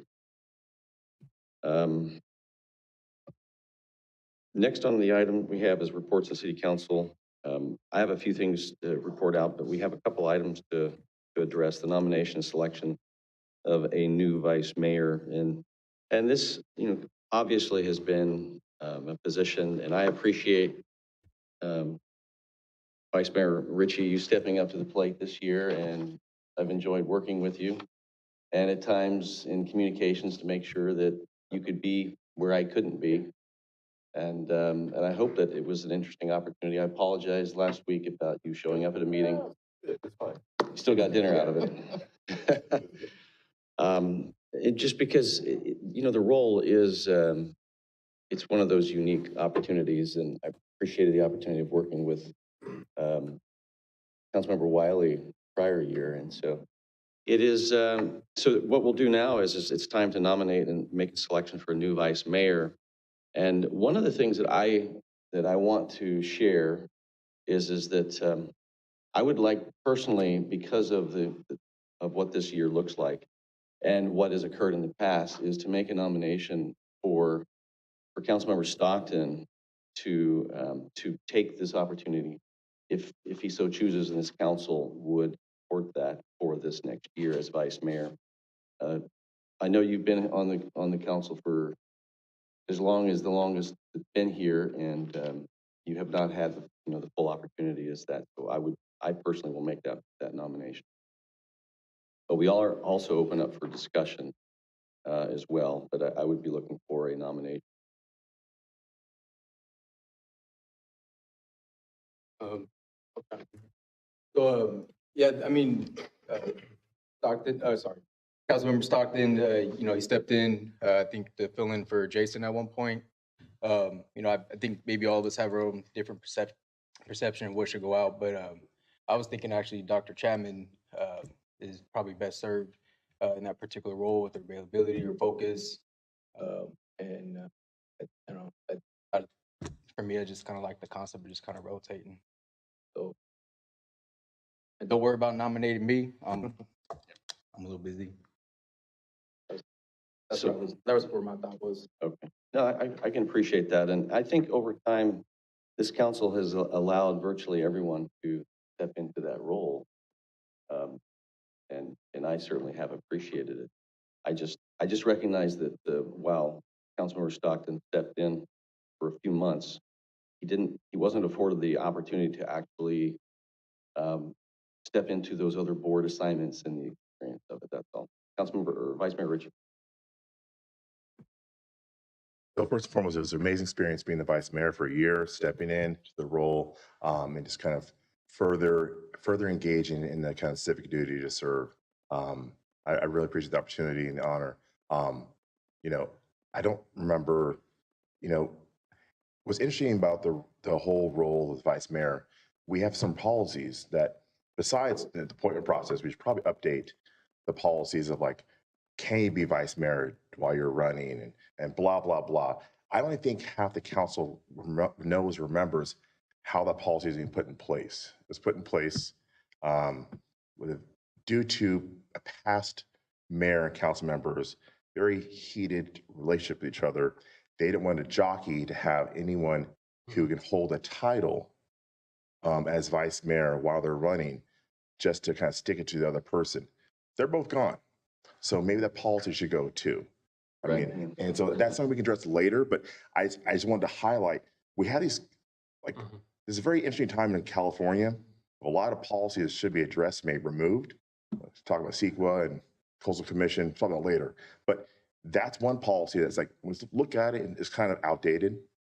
When it comes to... It's not even in the policy. Oh, well, yeah, it's most unwritten things we follow, but verbalizing it on public records forever. Now people know how it got there, why it's here. It's the beauty of it. It's due to a little feud. But when it comes to, I think, the role, like I'm a fan of having a sequential order. Who served on the council, and as every member who served central order, they get the chance, and I don't want to skip people. Like, so Silva has not been vice mayor yet. Sarah has not been vice mayor yet, and Ted has not been vice mayor yet. So Ted is the newest member. So I truly can't wait till the moment he's vice mayor, because that will show that everyone's had the opportunity to serve in that position, and we don't want to kind of skip back. As much as I would love to see you do it for a second time, Silva and Chapman have not done it for a first. So I would like to see everyone have the opportunity to serve before we go back to the well again. All right. Councilmember Stockton? And I would just say that I did it to help Jason because Jason and I had a conversation. He was a man of his word about not using the vice mayor to run for mayor. But I didn't have the opportunity to attend any of the meetings associated with being the vice mayor, sit on any of those commissions. Been here for a long time. I'm not suggesting that anyone else wouldn't do an incredible job as well. I'm just was hopeful for that opportunity since I kind of just filled in. I didn't, in name only, allowed to attend any of those meetings or do anything but light the Christmas tree too early. And so I was hoping to have an opportunity to redeem myself, but I'll respect whatever the council decides.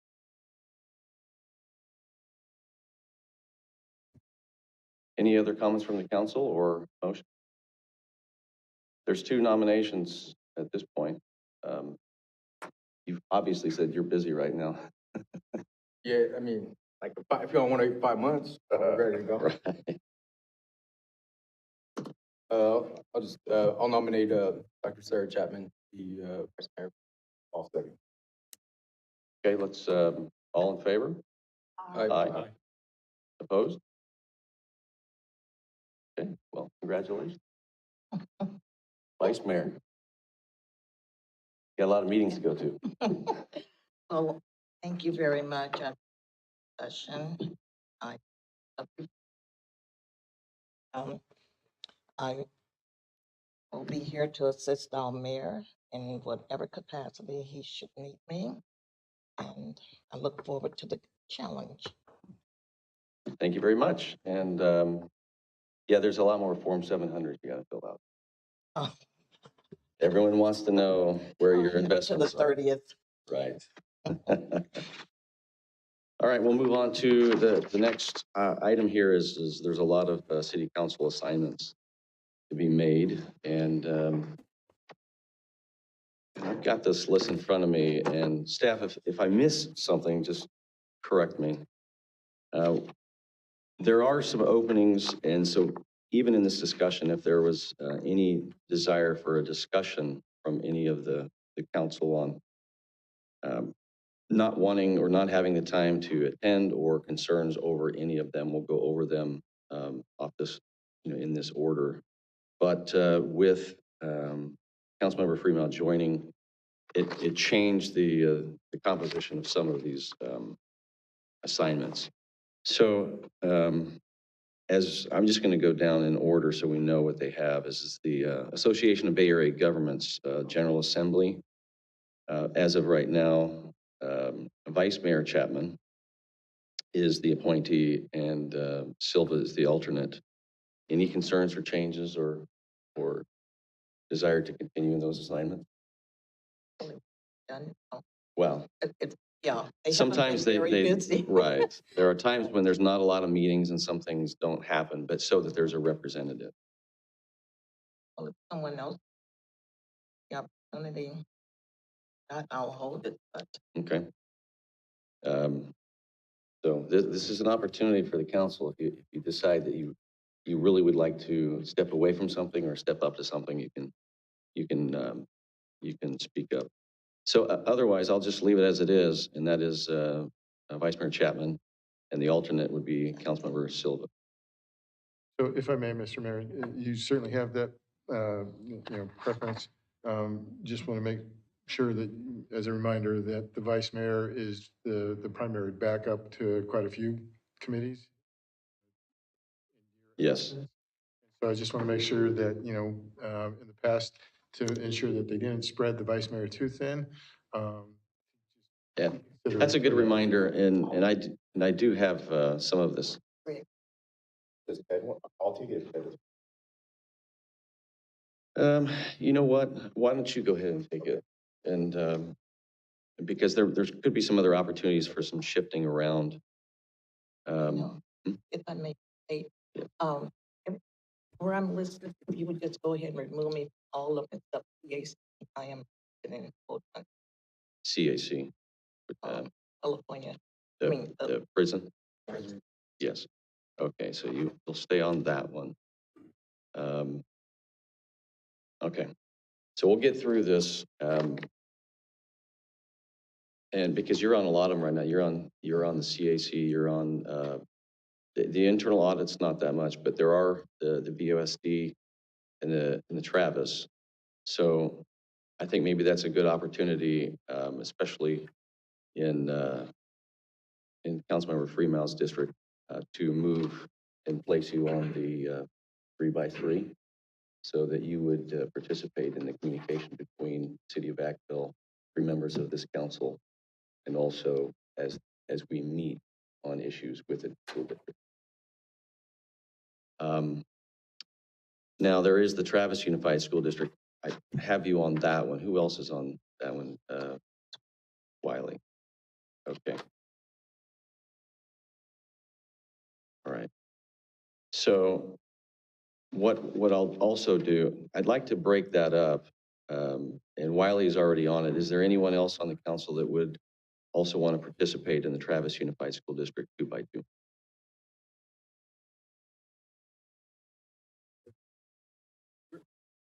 Well, I know. What I'm doing is I'm jumping ahead on some things, and the reason is because I've scripted out the playbook of what everyone has. So what I'm trying to do is I'm trying to offload some of the demand on Councilmember or Vice Mayor Chapman, so that when we go down that list, so that's why I'm jumping ahead. So when we'll get to that, consider if anyone else is interested in the Travis Unified School District one. So I'll go back in order now that I've looked at that.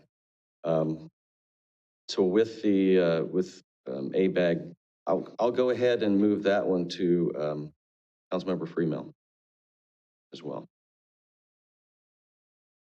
Huh? Okay, I thought you took Richie, but so you're changing that to Freeman. Excuse me. That's what I meant to say.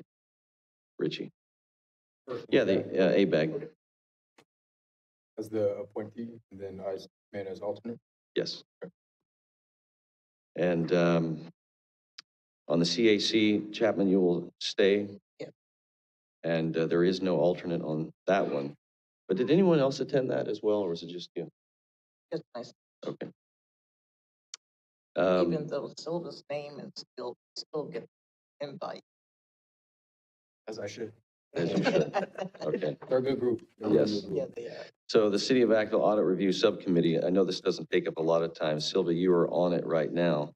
But what I'll do with this one is I'll move that one to you, Ed. Okay.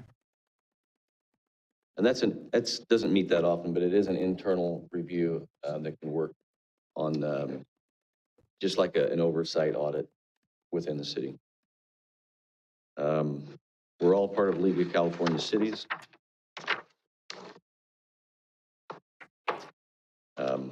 So some of these, there is a backup for me, the Solano County Coordinating Council of the 4 Cs. I sit on that one, there is no alternate. Same with the Solano County Mayor's Committee, I sit on that with no alternate. Solano County Water Agency, all mayors are designated as appointees, and that one you will take on as vice mayor, my app. So you'll have to work with staff, and we'll get it all set up. The Solano EDC, I sit on that. Solano Transportation Authority, I'm the appointee, and you will be the alternate as vice mayor. And the Solano Water Authority, same thing there. So the TCC right now is Councilmember Ritchie. Roberts was on that. I'm going to, well, this really comes down to, is there any discussion, Councilmember Wiley, if that's something you want, or is there anything else in particular? I can do that one, or Okay. So that's the general membership. PCC.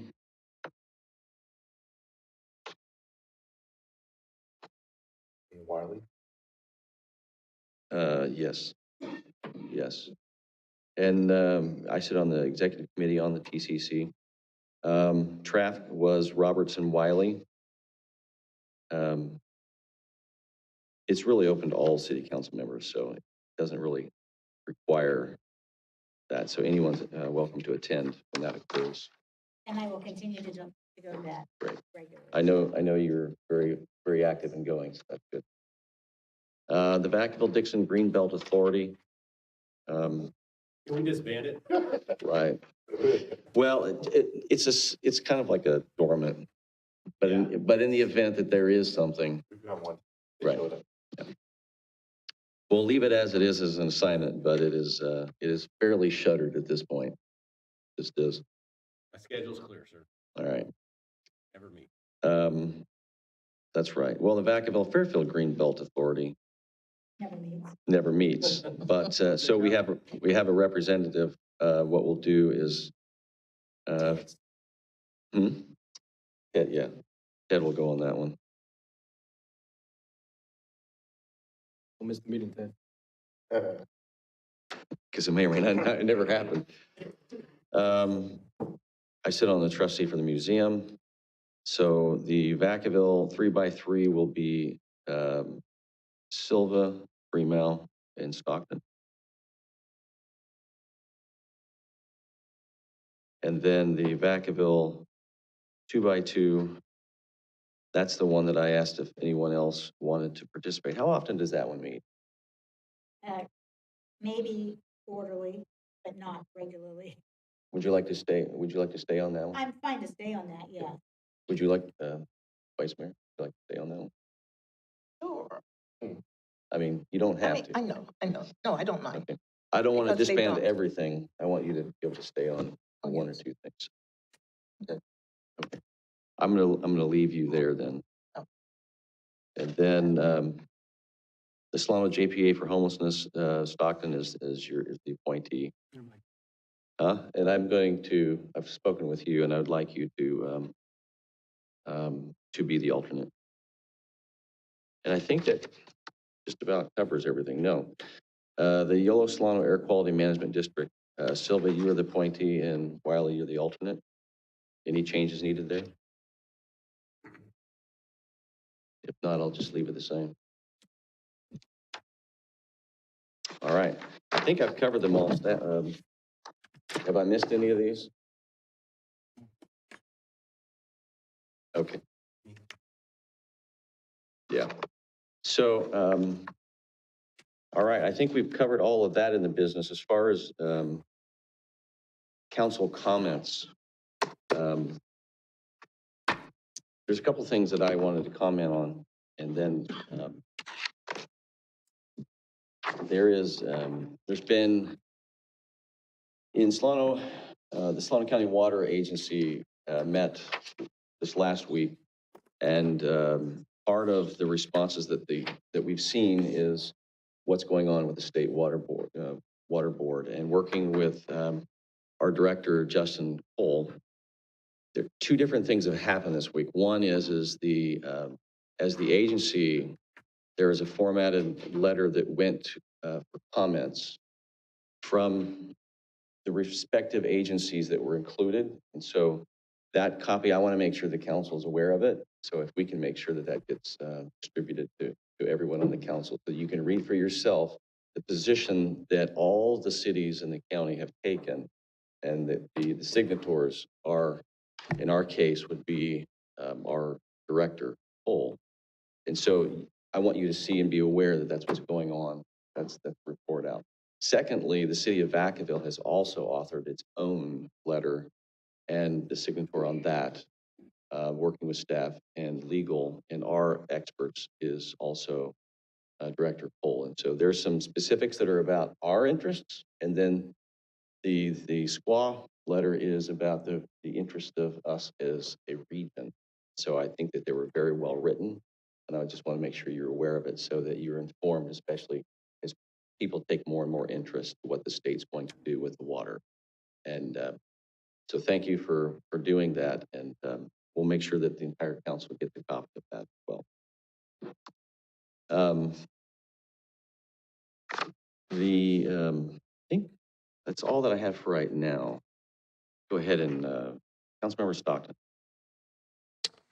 Yes, one report out. I went and toured Can Be homeless shelter over in city of Fairfield and got to see how that functions. It was very impressive. They do a lot of services there. It's not, they provide opportunities for homeless folks to pick up their mail, sign up for an ID card, get services, food, and help them with housing.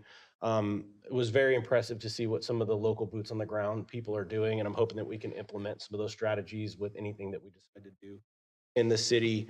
My heart goes absolutely out to the folks in Southern California. We're seeing, devastating losses of life and property.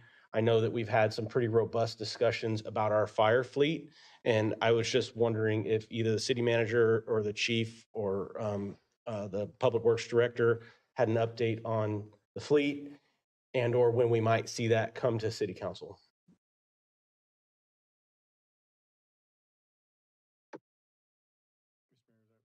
Yes. So, yes, the group of us from our finance director, public works director, and fire chief and myself have been meeting actively since we've been talking about this in the final quarter of last year. We are nearing completion on wrapping up a report that includes a financing program to address the fleet needs. And it is our expected target to bring that back to you as part of the mid-year budget update in February. That way we can finalize the strategy that we want to present to you. Also have all the answers related to the financing and then the financial implications of that proposal, and package that with the overall budget update at that time, so that way you see how that relates to the overall piece. I will tell you that we are not in jeopardy of delaying the acquisition of any vehicles or anything for the fleet by waiting to that period. So that is our target, to bring that back to council. In February with the budget. With a part of the mid-year budget update, yes. And will we be able to evaluate a variety of different issues related to all the different departments with that budget update? Will we be able to make decisions about different projects and things? Generally speaking, the mid-year budget update is simply an update of where we're at financially, and if there are any augmentations that are necessary, or move some money around, that we will include that as part of that update. But in terms of evaluating line item pieces of the budget, that was done as part of the budget approval, last year, May, June. So this is just an update of what you've approved to this point. And so but the purpose of bringing that then is to, one, give you an update on where we're at, because That's just our normal practice. But two, we've also told you that because we're in the situation we are financially, we wanted to make sure that we're giving you updates as we get those on a quarterly basis. But this will give you an update of where we're at. And if there is a need to do something additional as part of this fleet study, that will be addressed as part of that discussion. Okay, and then my last question is related to the firefighter apprenticeship program. I'm wondering, I know that there are some conversations happening right now with the fire department. When do we expect that that will come back to council? So that is a work in progress as well, where we're meeting actively with their representatives. And once we have that wrapped up, then I'll be able to evaluate where the matter is, and then we'll bring that back to council as part of budget discussions as well. In February? Not necessarily, no. It's a different subject because, again, what we're talking about now is an approved budget. And we're not suggesting any modifications to that budget as part of that program at this time. Does that include the apprenticeship program? Currently, yes, it's in the budget. Can I make a motion that we bring the apprenticeship program follow-up for a meeting in February? Because right now we're in meet and confer with the union to discuss that particular program. And then once we have that wrapped up, we will bring that back to council for discussion as part of the forthcoming budget process. Okay, so we can't bring that back to council until that's complete? Is that what I'm not sure that there's a need to, is my point, is because right now it's in the budget, we're operating with it. We're working on some details of the program with the union representatives. And then as far as going forward with that program or what to do with it, that would most likely be better suited for our priority setting session at the very earliest. And then that would follow through with the budget discussion for the fiscal 25-26 year. Okay, the reason why I bring it up is because we're going to talk about our budget. We know we're deficit spending. My understanding is over the last 3 years, we budgeted over $2.1 something million that we've spent on this program. It's a substantial amount of money. I'd like to know what we're getting for it, especially when we have fleet needs that really need to be a priority right now. I think we're seeing what's happening when we don't have water, which I know the city, including you and your office, have been outstanding at fighting for our water rights. But we also need that apparatus to make sure that we can keep our community safe. So just to be clear, the use of the funds for that program, as well as any other program that any other department are currently operating on, are operating under the approved budget that council approved last year. So it's there. What the mid-year budget update is really, again, just here's a snapshot in time of what's happening. We're in line with our budget, plans, or do we need to make some modifications? And so I can't tell you right here, right now, just exactly what any modifications may or may not be in February, but we'll certainly have that prepared for you. But I think the more appropriate time to talk about what programs and services we provide going forward as part of the upcoming budget year for 25-26 are absolutely what we talk about during our annual priority and goal setting session. What is the priority for the council to focus on? What programs and services do you want to continue to support? Are there new ones that we need to focus on? And we do that in March, April, so that we can have a good snapshot of what the council is looking forward to invest in. And so that way we wrap that into that budget conversations that happen in April, May, and June. And I understand that we can discuss priorities and goals and what we want to accomplish as a council. But if we're discussing the budget in February, I just think that we should have the ability to make modifications of some of these programs that are costing a tremendous amount of taxpayer money and determine whether or not we're getting out of them what we want, or if it would be better to reallocate that toward other departments or fleet needs or different things like that. So we will continue to present it to you in February as an update, and the council can react accordingly. So you'll bring something to us in February. Well, talk about the budget. The budget will, the budget will come to us, and so as an update. Right. That's all I have. All right. Councilmember Silva.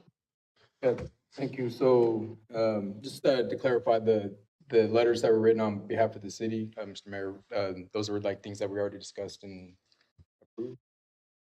I know you mentioned it was going to be shared with us. Yes, so some of this is letters that are at a staff level. I just want the council to be aware of it. So that this was not a letter that, that I drafted on behalf of the council, that the council has seen. This is, you know, high-level operations like in any department. There's information that goes out that's required. It's it's comments. And so it was, in as much as there was one that was sent on behalf of Solano County Water Agency that was working with all the cities to focus on the broader region of issues. And so they worked with each and all of the staffs throughout the county, including ours. So that got incorporated into what occurred there. And then there was more of a refined focus on the true impact of Vacaville. So because this is such a big issue, a lot of it has to do with comments about the impact data. So it's not the only time there's going to be the ability to comment. In fact, as elected officials, any members able to comment, and even do it in writing or to do it in person.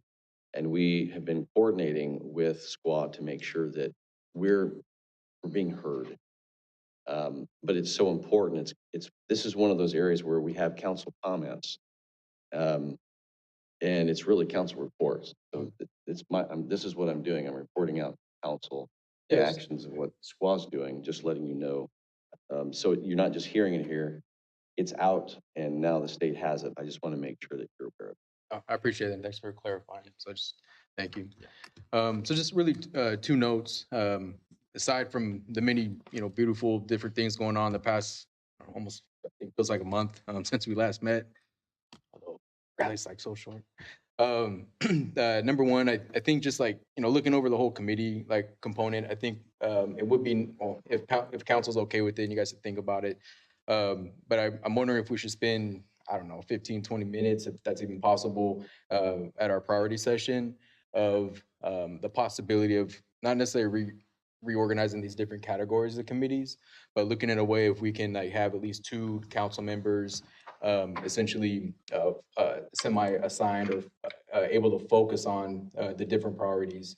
And maybe they're on offset election years. And so the thought behind that is just that we have elected representation that's focusing on those issues that are important to our constituents. And it's something that we can kind of regularly report back to and learn from one another.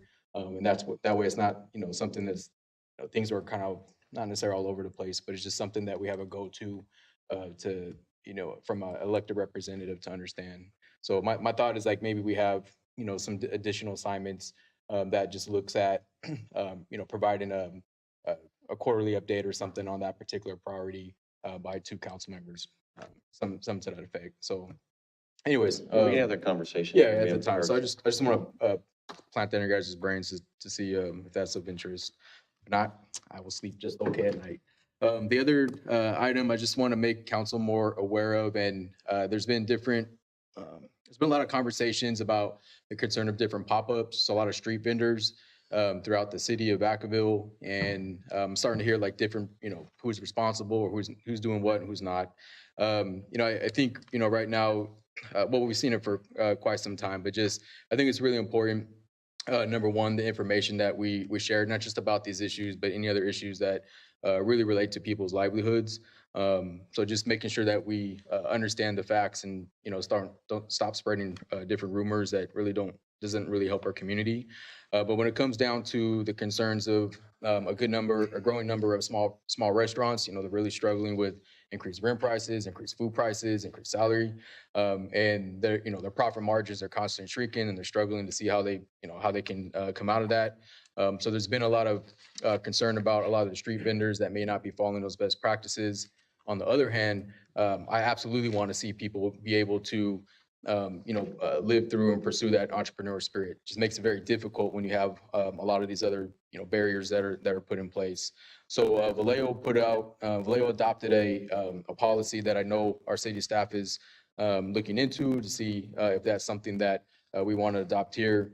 What I'm hoping that we continue to find, not just here in Vacaville, but throughout Solano County, as a way to ensure that we have a fair policy that balances the need to be responsible, but still allow that opportunity for economic prosperity for all folks who are really working towards achieving that. But I was kind of hoping on just two questions from staff. What is the role? So one thing I was hoping to clarify tonight: what is the role of Vacaville in assisting county public health with any type of enforcement or quote unquote like sweeps of different pop-up street vendors on the food? So I can share a little bit about what I know. I believe that the Vacaville Police Department will go out and do a civil standby. It's not necessarily required, but because they are doing enforcement in our community, the police department will go out and do a civil standby when the county, Solano County Health comes out to enforce things in our city. And that's just like to make sure everything's, To everybody's ensure the safe and- safety of the county staff. So the county is enforcing their regulations over, for instance, food vendors. And then our police department is just there to ensure that their staff is safe. Okay. And then when should, about when are we expecting to have that, when is staff able to go through that policy to present it to council to have a little discussion on? What do you mean? The mobile vending or the vending policy, I believe they're shooting for sometime in the spring. Thank you.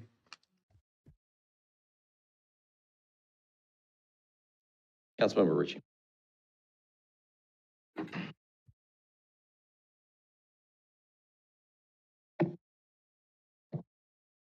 There you go. There we go. I'll need my voice, sorry. Well, first and foremost, council comments, really two different things, totally independent. I was very excited. I gave an ovation to Chief Poland. When I look at him in the back of the room, like this is what makes Vacaville special. Like this is when the system, policies, and passion and everything else just collides. Like seeing him as the new chief is exactly what, quote unquote, it's supposed to happen. Having someone that's from the city, has poured so much into the city and passion, and able to lead from the front now, but has been a member of from when our mayor was a captain and our mayor was a fellow officer. Like to see people go through and shoulder to shoulder and parallel, and then they step up, but from the group, it's just that's how life is.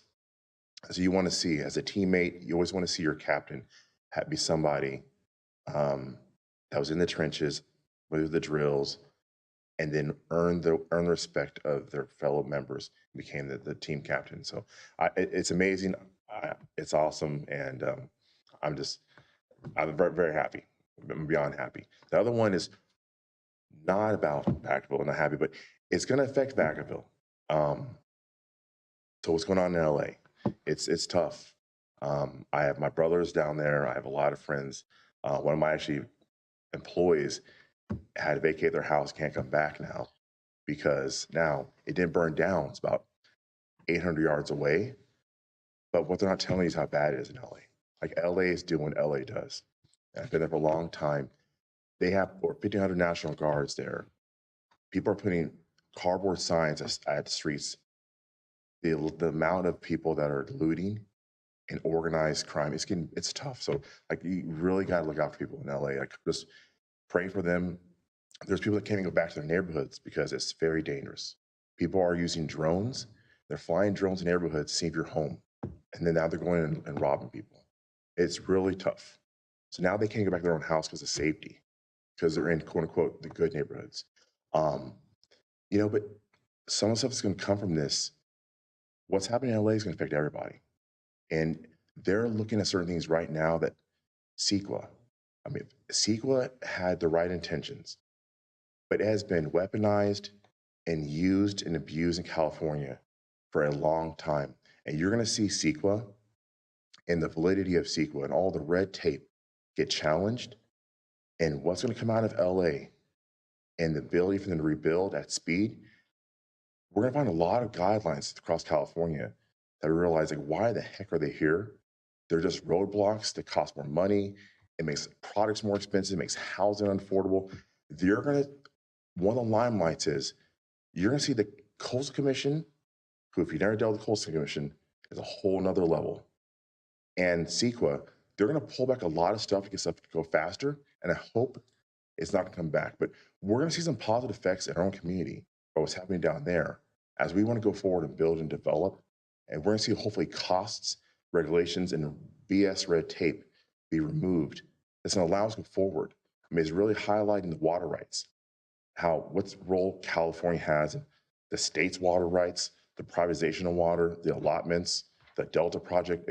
A lot of stuff's going to shift, and we're going to see a lot of things, the good, bad, the ugly, come out of this. But hopefully, a lot of stuff's going to be removed, not brought back on the table. That's going to allow us to go forward and build and develop at a lower cost. Because if we keep the cost down with less regulation, we're able to build more affordable housing, more affordable things, and build back safer and stronger. I mean, so that's probably the only limelight I'm going to see out of this. Is just it's going to highlight a lot of stuff that has been business as usual, but should never be part of the status quo. So that's it. Vice Mayor Chapman. Thank you. I have a few items here. First, I want to congratulate our new chief of police. During the holiday season, I had a few family challenges, and then I had a challenge with my health. So this is my first day out and about, and I'm so happy to be out and about. With that being said, I missed out on attending several events that took place during the holidays. One that I was saddened by was the passing of Mayor Dave Fleming. I knew he and his wife Buff. I've known them for many years and was saddened to hear of his passing. And I mentioned the promotion of our new chief and the retirement of the past chief. I mean, I just missed out on quite a bit. I do want to make mention to Brian. Oh yeah. Oh, I saw your briars go up. That I appreciate the work that was done by Public Works at the corner of Peabody and California Drive. It looks like a different. I mean, what an improvement! What an improvement! You drive down Peabody coming into Vacaville. It opens up Vacaville. It's almost like, come on in. And so I just want to let you know what a great job that your team did. And then the flooding, the rain that we didn't have any flooding, did we? Or I'm not aware of it. I inquired, I believe, of the city manager and was told that we didn't have an occurrence of flooding. So that is a plus. And so I'm sure alongside with myself, many residents in the area are very pleased and happy about not having to get sandbags to protect their property. So again, job well done. I did ask city manager about our fire department. And with everything that's going on in Southern California and the teams that have joined forces locally in Solano County, Napa, neighboring communities, we read about everyone who has gone to assist. And it came to my attention, and then I inquired about Vacaville's fire department and whether or not we would be having anyone to assist the individuals down south, or whether we were waiting for an invite to come down, or exactly how that is done, you know. And so I hadn't heard back. So is it possible I can get an update on that? Certainly. So, and my apologies. The short answer is that as much as we would actively like to provide assistance, we currently do not have physical manpower to offer that. We are currently short-staffed, and in order to meet staffing requirements to serve our community, we do not have the luxury to send folks down there.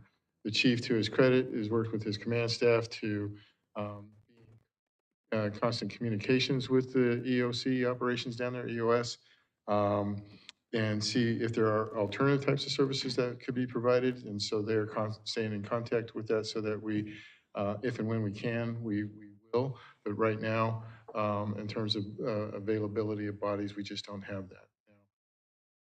Next follow-up question is so what's happening with that? We have an academy that should be completed by the end of next month, and that will fill over half of those positions. So that will help us get a long way back to A follow-up question to that. How short-manned are we in the department? Or will we be at capacity? Or we be fully staffed following the completion of this apprenticeship? Not fully, but we're getting closer. And if you recall, we had to staff a new fire station at the end of this year. So while the demands went up, staffing is still an ongoing exercise. But again, that academy is going to be completed next month, and that will fill about 9 out of 15 positions. Thank you for that. I'm just hopeful that when there is a need to assist that, if, when able, that we do without having to be asked, that we just show up. I know people showed up during our challenge during the time that we lost our officer. Neighboring communities came in and assisted, our department. Yeah, I will tell you, mutual aid is something. Mutual aid, yes. And there is a very distinct protocol when it comes to mutual aid, but we'll go ahead and have our fire chief come forward and he can provide some input. Easier to do that. To address your questions, I'll put it this way. It sucks not being able to send anybody down there. As you know, I grew up in Southern California. I've got very good friends in the LA County Fire Department. So, I mean, I'm just going to use the word sucks. But as the city manager said, we're short-staffed right now. We currently have 15 vacancies. We've been trying to fill them. As Aaron said, we opened up Station 76 in November.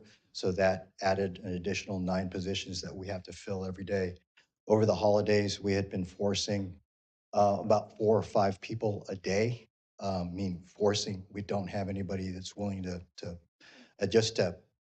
avoid having to brown out a unit. And we've had to brown out Medic 72 a couple of days because of that, because we're so short-staffed. We ran out of people to force. So right now we've got 15 vacancies. In addition to, we've got 3 people that are off on long-term injury. So that's a total of 18 vacancies.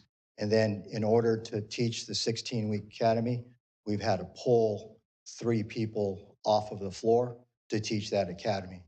So we're having to fill 21 vacancies, ongoing vacancies, and that's what's causing all of the forces. We've had to force, it's gone down now after the holidays. We're forcing about 2 or 3 people on average per day. I'm keeping a careful eye on it. Hopefully there's a little bit of a light at the end of the tunnel at our graduation. Just to let you guys all know, you're all invited February 26th, which is a Wednesday night. We're going to graduate, hopefully all 9 of the recruits. They complete the academy. That'll put those 9 on the floor, plus the 3 instructors. That'll be 12 people. That'll really relieve the staffing stress. And then we're working with HR, hopefully to do a lateral recruitment for paramedics as well to fill the rest of the vacancies that we have going. And then we have a couple of, if we get through in an agreement with the union, we've got a couple of apprentices that are almost done with, or actually in paramedic school right now. And hopefully we'll have a couple that are ready in a couple of months that we can bring to minimum staffing to also help with with our staffing crisis. As far as assisting with fires, that's very, as Mayor, I almost called you Chief Carly. As Mayor Carly knows, it's very closely coordinated throughout the state. As Aaron had said, we're in constant communication. I asked them if they, if we could at least send one or, two people on what we call an individual, an overhead resource. My deputy chief this morning in communication with the area coordinator, who is in communication with the area coordinators or the coordinators down south, coordinating the efforts. There are no open single resource orders right now, so we can't send like one person because I wanted to send at least one person. The orders that they've got open right now is told that they've got an open order for I want to say it is 200 or 90. They're short 97 strike teams right now. So that means that they are short that almost 500 fire engines that they've ordered, that the incident has ordered, and throughout the state, it is unable to fill. So we're not the only ones that are unable to send because there is a critical staffing shortage throughout the state as far as fire. The incidents down there have, as I'm sure you've seen in the news, they've got help from as far as Mexico, Canada, and I think 6 or 7 states that are also, other than California that are there. I've got a buddy that's fire chief in Idaho. He just sent some folks down to help down in California, down in Southern California.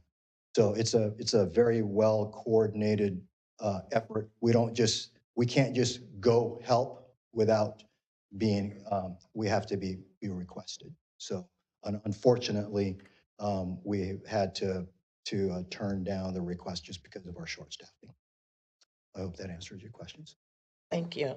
And I appreciate your expounding on that. On my question, I'm sure it helped those who are listening in or watching this evening. It helps them to understand the severity of, watching the news, you know it's devastating, but hearing it come from someone with the experience and being in contact with officials down there, it helps. And so thank you very much for sharing light on why we are not present. Thank you. Okay, thank you. And then let's see what else I have here. Firefighters, return to chief. Okay. All right. Thank you. We'll move on to Councilmember Wiley. Great. I have a few comments and some things that brought up, and one was the firefighters. So I will say that we had a medical emergency at our church on Sunday, called 911, and our team showed up quickly, professionally, and took care of the issue. So I am glad that we have a staff adequate to take care of our needs here. So that's just the first thing. And second, the committees that we set tonight are real important, and a couple of the things we kind of like offhanded said, well, we didn't meet very much, or why are we doing that?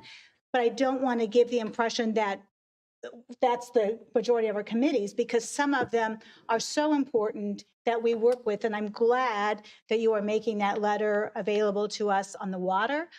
Because that's one thing I kind of feel like with water and transportation and so many things, we don't always hear what's going on because during council comments, it's not really time to give a big, long report, but everyone is doing work on committees. And like the one with the prison, I'm really interested in that, but I really never know what's going on with it. And the same thing with homeless. I'm glad it's very active, but we just don't get a chance to share that. So I don't want people to think, oh, there really are committees that don't meet. So we have a few, like the Greenbelt, but everything else, we do important stuff. So I wanted people to say that. And then I also wanted to say that Gail mentioned the homeless remembrance, and I did present a proclamation on behalf of our council that was just reflective of the issues that we have in Vacaville related to the homeless. And I was there as well as Councilmember Stockton Silva and had dinner with the people and talked to a lot of them and kind of heard their stories. So we were represented at that. Third, I will say, I'm surprised this hasn't been mentioned, but if you don't have anything going on Monday, the MLK recognition observance is a big thing in Vacaville, and it's at the Sunrise Event Center on Monday from the Vacaville's People's Forum, and a couple council members used district dollars to also support that at 12 o'clock noon to 2, and there's a lot of speakers and the youth are involved and local people helping out. So that's this coming Monday, MLK Day. And then I also want to say, we heard from Marianne Butler, who's the head of the, the Solano Resource Conservation District, and I would like to make a motion or ask that she be added to the agenda, in a couple of months when we have time to do that. But I thought it was good for her to be here rather than just make that motion when we didn't know all the things that have been going on. And as a teacher, I have gone along with some of their field trips, and she sent, I think, an email with a little video of things that they've done. So do I need to make a motion, or can I just ask that that be agenda? Or is anyone else interested in hearing more about I that? used to work with her. Especially like for a presentation. Right, Yes, yes. absolutely. Right. And she'd be more than happy to do that. She's done it at the water agency meeting and works very closely in our school. Yeah. Great. All right, and then we also were talking about the food vendors. So I will say next week, June 19th to 26th is Restaurant Week in Vacaville. So if you go to CityofVacaville.gov, it tells you all the restaurants that have special deals going on. So you can have a taste of Vacaville during Restaurant Week. That's a little plug for them, and the Visit Vacaville. And I just want to say that I'm excited to see with Parks and Rec that the extension for Magnolia Park is nearing completion. It's still fenced off and it hasn't really been open, but it's looking really nice. And it'll be a really nice park for Vacaville to have that extension. And the road is all finished and the field is, it's really getting close to finished. So that's Magnolia Park extension. And then finally, in District 6, we're planning the 4th annual Spruce Up Day in April 26th. So I'll be looking for volunteers so you can help spruce up and clean up when we have the dumpsters and get rid of a lot of trash in coordination with Earth Day. So those are just a few of my little comments. And welcome to our newest council member and our newest chief and Parks and Rec. So. Councilmember Freemount. Yes, I don't have any questions and just a few comments. One, congratulations, Chief Pullen, and be on the steps and watching Chief Smutzler being walked out was it was a special moment. It reminded me of this when we had our funeral in town recently for our officer, and there was the streets were lined and there were so many flags. I was really proud to be a Vacavillian. So I don't have a lot of comments tonight, which for people that know me really well will find that hard to believe, but I wanted to thank city staff for helping me, holding my hand and kind of nursing me along through trying to figure my way out. I'm looking forward. There's a lot of you guys, I don't know your first names even really. I don't really know your positions other than, you guys spent some time with me and introduced yourself, but I'm looking forward to getting to know you guys better and learning my way around the halls here. So just I'm proud to be here. Glad you're here, and soon enough I'm sure you'll have plenty to say. Well, I have a lot to say. I'm not there yet. Okay. So I know that you counted that everyone else has, but I have one last item that before we will go into a closed session tonight. What I'd like to do, and I'm looking for some support on the council to bring back to this council a discussion on the commission appointment policy for discussion and potential if there's a need for review clarification update. And I'll give you an example. It's spelled out and the process shifted from a few years ago, but somebody can say, I want to apply for a district that's open in whether it's parks and rec or planning. And then someone else says, well, I'm going to apply for that one, but I'm going to apply for general. And so I can look across the entire city, but if somebody doesn't apply, I'm to discount that. And yet I've seen it where there's buckets of people that will submit in both. And according to the way our policy reads, I'm not to consider that. It doesn't mean that at times you can't say, there was nobody that I interviewed. But the reality is I think there's verbiage that needs to be updated, and it's worthy of a conversation of the whole council to look at that and say, is there some cleanup language? That's one area. The second is I am concerned, and so I would rather have a discussion that we can't have tonight about how the appointments work on behalf of the entire city, with some concern that what happens is through the appointments, at times a representative on a commission feels that their channel is to their district. And the point of a commission is we're all elected. They're appointed to serve a purpose, whether it's planning or parks and rec, and those are our two commissions. And we need, the best and the brightest. And, the policy says, recommend up to 3 people. I don't see anyone ever recommending any more than the one person that they say they want. And it's a de facto appointment that tends to start to feel like a proxy instead of really looking at the land use and zoning, the codes and the master plans. And I just think we should have this conversation. And if there's some areas that need to be cleaned up, that we could. So I'm looking, that's my motion. I would be looking for a second, and if you're open to having that discussion. That's to review the policy. Yeah, this is the City of Vacaville Commission appointment policy. I mean, there's things in here that I think need to be cleaned up and changed, and even as far as a process that we discussed. Just, sorry, maybe a question. I think my understanding, like everything, the concerns that you addressed, we, council members individually recommend who we want to be appointed. The mayor says yes or no, but ultimately the council as a whole ratifies that. Right, yeah. So we can go outside our, we can recommend 3 people, but the council says no. I can recommend like one key person. If everybody else says no and they go with somebody else, that's the way it goes. So it's still like a council decision. Yes, it is. But I will tell you, so there's flexibility in that already, is my understanding. Yes. There is some flexibility when it comes to the final ratification. The process, though, is that there are those who will say there's a position, and it is that by design, it's by district. And then what happens is they will apply for open positions. So imagine if there's 3 people that apply for your district that's open, but they also apply for mine because they can apply for, one person applies for mine. I can't look at the others. I only look at the one that said on their application. So things like that need to be cleaned up. I mean, that's just one example. I just remember having access to everybody's application.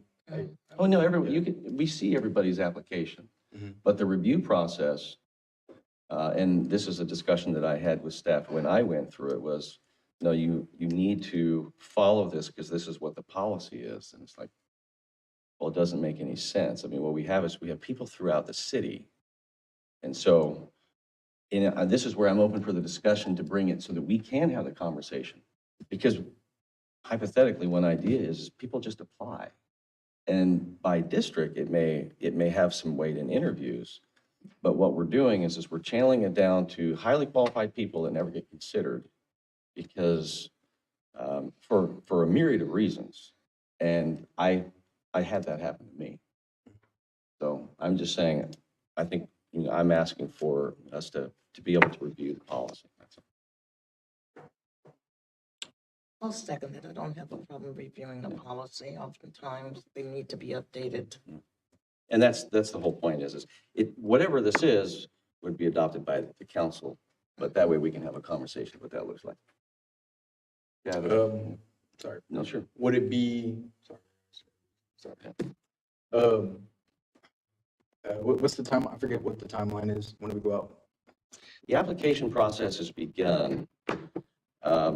So this would be the next year? Well, no, we could do it beforehand. It's just a matter, Mr. City Manager, if we were to agendize this, what do you see as far as the timeline? Yeah, so historically, we've gone out with the application opening process by the end of the prior year or the start of the new year for a short period of time. We try to get the applications back to the council for the month of February for appointments. That was actually moved up probably a month in anticipation to make the appointments so that any new planning commissioners would have the advantage or the benefit of going to the Planning Commissioners Institute training, which is April, May, I think, or somewhere around there. March. Okay, so there you go. As it's even sooner. In this particular case, that constraint is not really needed at this point, but you do have some expiring terms that you'll need to fill. So we try to get that appointment in February. So having said that, if it's simply a matter of bringing back the policy and sharing that with the council and then having a discussion about potential amendments, we can bring that back to you at your January 28th meeting so that you can provide any input or direction, what you'd like to see stay the same or change. One of my random thoughts at the moment was if it would be valuable to have like a kind of similar we did for ARPA funds where we had a little subcommittee to kind of go through it, but I don't think that's based on discussion. I don't feel that's necessary at this time. That's what I was trying to clarify. I appreciate that. So yeah, if we can bring it back and we can have a discussion. I mean, I have some thoughts and ideas and maybe you all do as well. But I think it's an opportunity if we're going to do it. Let's do it before the next appointment. And it shouldn't have to be that complicated. But again, for example, the input from a member of this council to help reflect what is going on is great. But what we're putting on blinders to say, you're to look at these people, you're to look at these people, and there's a selection of applications, and maybe that process does stay the same in our conversation. But to think that you might look at somebody and say, I see an application and that's a really good person. And I would like to look over there instead of saying, no, you can only look here. And so there is a potential for maybe even expanding the fact that there are quality people in this city that are applying and they're not being looked at because we're looking at it in a way that I think is too narrow in focus. And I think it could just be broader. Right? I mean, your input, any one of our input in this process can be valuable. But you may know something about, who might necessarily be supported throughout the city. Their role on a commission is for land use and planning and council priorities. Districts are more about being able to focus more closely on the issues that you see more intimately. And so I just think that there is an opportunity to expand so that there is the ability, so that if there were a dozen people who applied, yeah, there might be 3 in your district, but it isn't just limiting there. It's we can look at that and say, collectively, we have more of an input of who we really think we want on our commissions. That's all. So, I mean, I'm just sharing what I'm thinking. It gives food for thought when we bring this back for a discussion and we look at some of the language that might provide some flexibility. So. That occurred with me when I had the opportunity to make an appointment. I didn't have anyone to apply for Parks and Rec from my district.